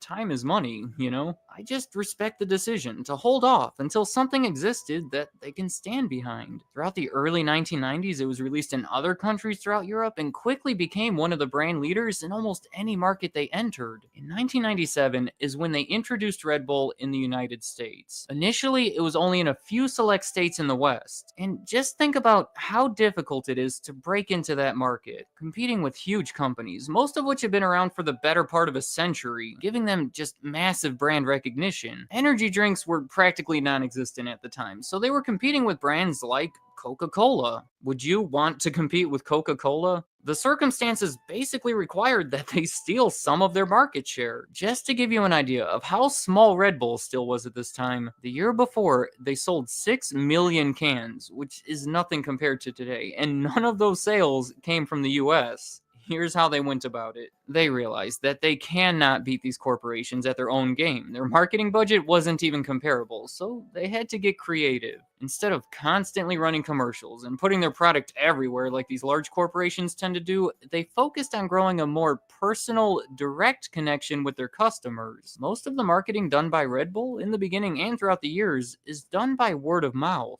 The target demographic for Red Bull is young males, ranging from college age into their mid-30s. So how do you attract this crowd? Well, one approach was promoting it as a party drink. College students like to party, so they would pay people to actually throw college parties that would have Red Bull everywhere, providing them with free samples. Also, what about clubs? It became a popular thing to mix it in drinks at nightclubs. Imagine this. You've been working hard all week, and by Friday night, you're just exhausted. But you want to hang out and go to the club. It's one of the few nights out of the week that you don't have work in the morning, so how about ordering a drink that's loaded with caffeine and proven to give you enough energy to party through the night? And then they had all those painted Mini Coopers driving around with that giant can on top. Not to mention extreme sports, they're heavily involved in that. They sponsor people and cars and events and even host a bunch of their own events. And today, they're very involved in social media. They have over 8 million subscribers on YouTube. They produce original content, even have a cleverly named magazine called the Red Bulletin. I am really understating all of this. Red Bull is almost certainly bigger than you know. Some people even have the opinion that Red Bull is now more of a media and production business than an energy drink business. I recommend you look more into it, but everything I named is intended to get their name out there in a more direct and personal way and to hopefully gain a loyal following that will continue to pay a few dollars for that tiny can, even if they prefer the taste of Monster. But let's not forget, Red Bull gives you wings. That's their more traditional campaign that they've been running for more than 20 years. I think it's a good one too. It conveys the fact that it gives you energy in a subtle, almost majestic way. If you don't engage in all these other marketing methods I mentioned, this is probably how you best know Red Bull. To finish up the story of Cholio and Dietrich, they both became very rich. Red Bull has always been a private company, so they've been the ones keeping all of the profits. It's one more thing to be impressed by, because companies typically sell some equity or have a public offering to help fund expansion, but not Red Bull. They funded all of this expansion through minimal debt and reinvesting their own profits. Cholio died in 2012, and at the time, he was the 205th richest man in the world, worth around $5 billion, and his partner Dietrich was right there with him. Now, the 2018 Forbes list has Dietrich up to 37, worth $23 billion, one spot above Michael Dell. Let me know in the comments. Do you like Red Bull? If you typically buy it over Monster, why? Is it just because you like the taste, or is it because you think the brand name and that cool looking can is worth the premium you're paying? Maybe that is why you're buying it, but they're so effective that you don't even realize it. Whether or not you like Red Bull, you have to respect what these two have done. They not only created a market for something, they led that market for over 30 years. So anything you have to say about Red Bull, leave it in the comments. I'd like to hear what you have to say. And just a disclaimer, are energy drinks healthy? I don't know, probably not. I'm not promoting them here, just talking about how they got so big, so drink them responsibly, I guess. I don't know, I just thought I should say that. Thank you for watching. I fucking love Company Man. His shit's so great. So Red Bull or Monster? What do you prefer? Red Bull easily. I can't drink Monster. I think I said it yesterday. It's Red Bull at work, Monster at home. Okay. I don't know why. Just good morning, Stephanie. I hope you're feeling better. Red Bull at work, we used to actually get the Red Rave, which is like the dollar store brand of Red Bull. And yeah, I find that the Red Bull, I find it works faster. Maybe that's just me. I find like it's more direct. I found that if I slammed one of the little Red Bulls and I like started work, I was fucking just already like ready to go. There was no warm up. If I had to come into work and start right away, on the way to work, I'm slamming a Red Bull and I was good to go. I don't know what it was. Monster I found was good, but I found there was a burnout. You know, like really good weed. Monster's like really good weed. That's indica, and Red Bull was like sativa the whole way. That's what I found. Yeah. That's an interesting way to look at it. Yeah. That everyone understands. Yeah, that was good company, man, bro. Fuck yeah. Yeah, I love the company man segments. I don't know what's everybody got planned for the rest of their day. Not much. I might have to go to my father-in-law's. I may miss the afternoon show today, unfortunately, but depending on the weather, I got some stuff to do. We have Basement Brawl tonight. I'm pretty excited about that, actually. Yeah, it's always a good time, right, Beans? You going? What's your strive for 5? Is that what it is? I got 5. I'm going for 6 now. Oh no, but you're 5 in a row. You're strive for all 5. Oh yeah, I don't go for that anymore. Pardon? I just want a pair of Nux. It's fine. Oh wait, we both have 5, so we tied now. Yeah. Oh, and but you got silvers, don't you? I don't have silvers. Oh, so me and you, we got to go for the silver now. That's what happens to happen. Magic had silvers. Pardon? Magic won the last pair of silvers. Oh, Magic got silvers before us? Yeah. Man, I love you, Magic, but we need to get some silvers going on in this bitch, man. Let's fucking go. I haven't heard anything from Miss Bina. I know she had a few things going on this morning.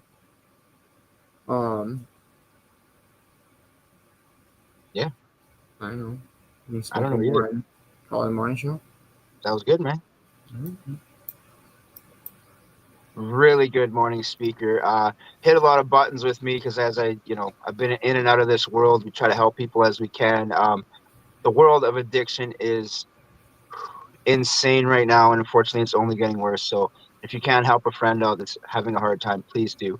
Try to spread some love and positivity, and do something nice for a stranger, and we will catch you this afternoon. If not, we'll see you at Basement Brawl, and if not, we'll see you tomorrow morning. Much love, everybody. Much love. Thank you guys so much for hanging out. It's been a wonderful, wonderful morning. Maybe I'll post a old Miss Bina yoga video if she's not able to do yoga today. I'm not sure. I'll hope you all have an amazing, blessed rest of your day. I hope to see everybody this afternoon chilling in the Cove where we got marble racing this afternoon. And then I'm not really sure what else is going on. Oh, thank you. Make sure you're following everybody on the Cove-TV production team, from Man-Bear to the one and only Copsy. Much love, Copsy. To the Europe Entertainment. Make sure you're getting it on those mystery Rickstery boxes.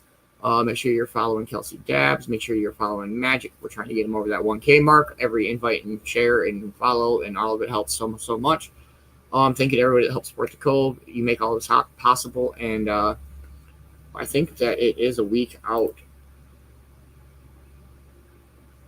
Yeah, so basically, like, if you were to subscribe here in the next week, you would get a free week because you would count you for next month. So reach out. It's $10 a month. It helps out a lot. You get direct watch links to watch the shows. I try to drop some art in there. Amber tries to drop some reels in there. I try to drop music in there every once in a while. Weekly giveaways. You get your name in the banner. Yeah, it's a lot of fun in there. But yeah, I hope to see everybody this afternoon or tonight, 9 p.m. Eastern Time. Basement Brawl. Come out, drop that hashtag Brawl. See if you can get some Nux. You can watch that on the Mr. Prop Slot page, the Europe Entertainment page, and the Cove-TV YouTube. If you are not subscribed to the Cove-TV YouTube, please do. We do stream all of the Cove shows onto this YouTube also. So, much love, everybody. Have an amazing rest of your morning, and we will catch everybody this afternoon. And as always, thank you so much for watching the morning show.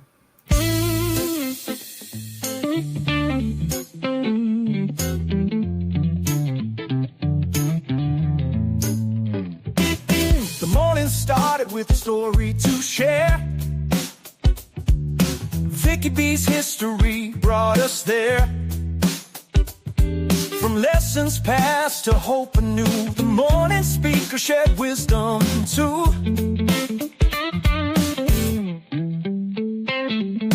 Cove-TV's been your morning delight, bringing good vibes to start the day right. To all who watched and shared their time, you made this morning simply sublime. Simply sublime. Thank you for watching, you make it bright. Cove-TV brings the morning light. From Beanz to Man-Bear, we've shared the groove. mornings always improve.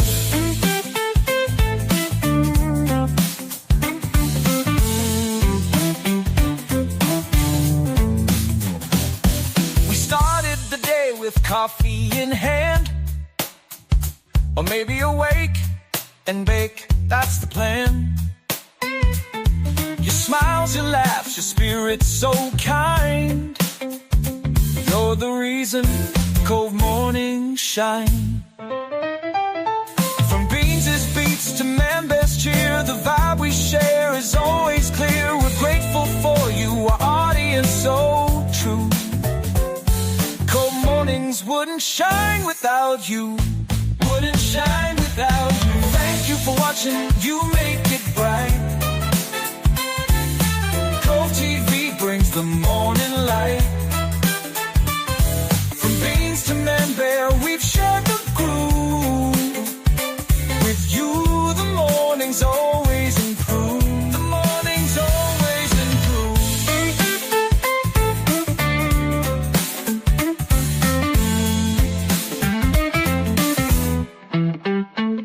It's more than a show, it's a family we've grown.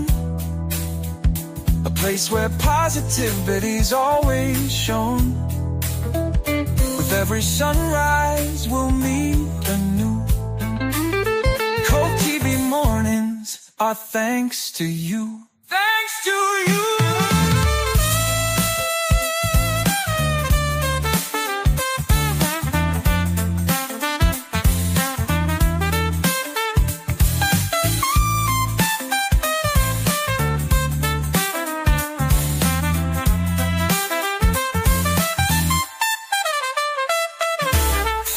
For watching, you make it bright. Cove-TV brings the morning light. From Beanz to Man-Bear, we've shared the groove. With you, the mornings always improve. The mornings always improve.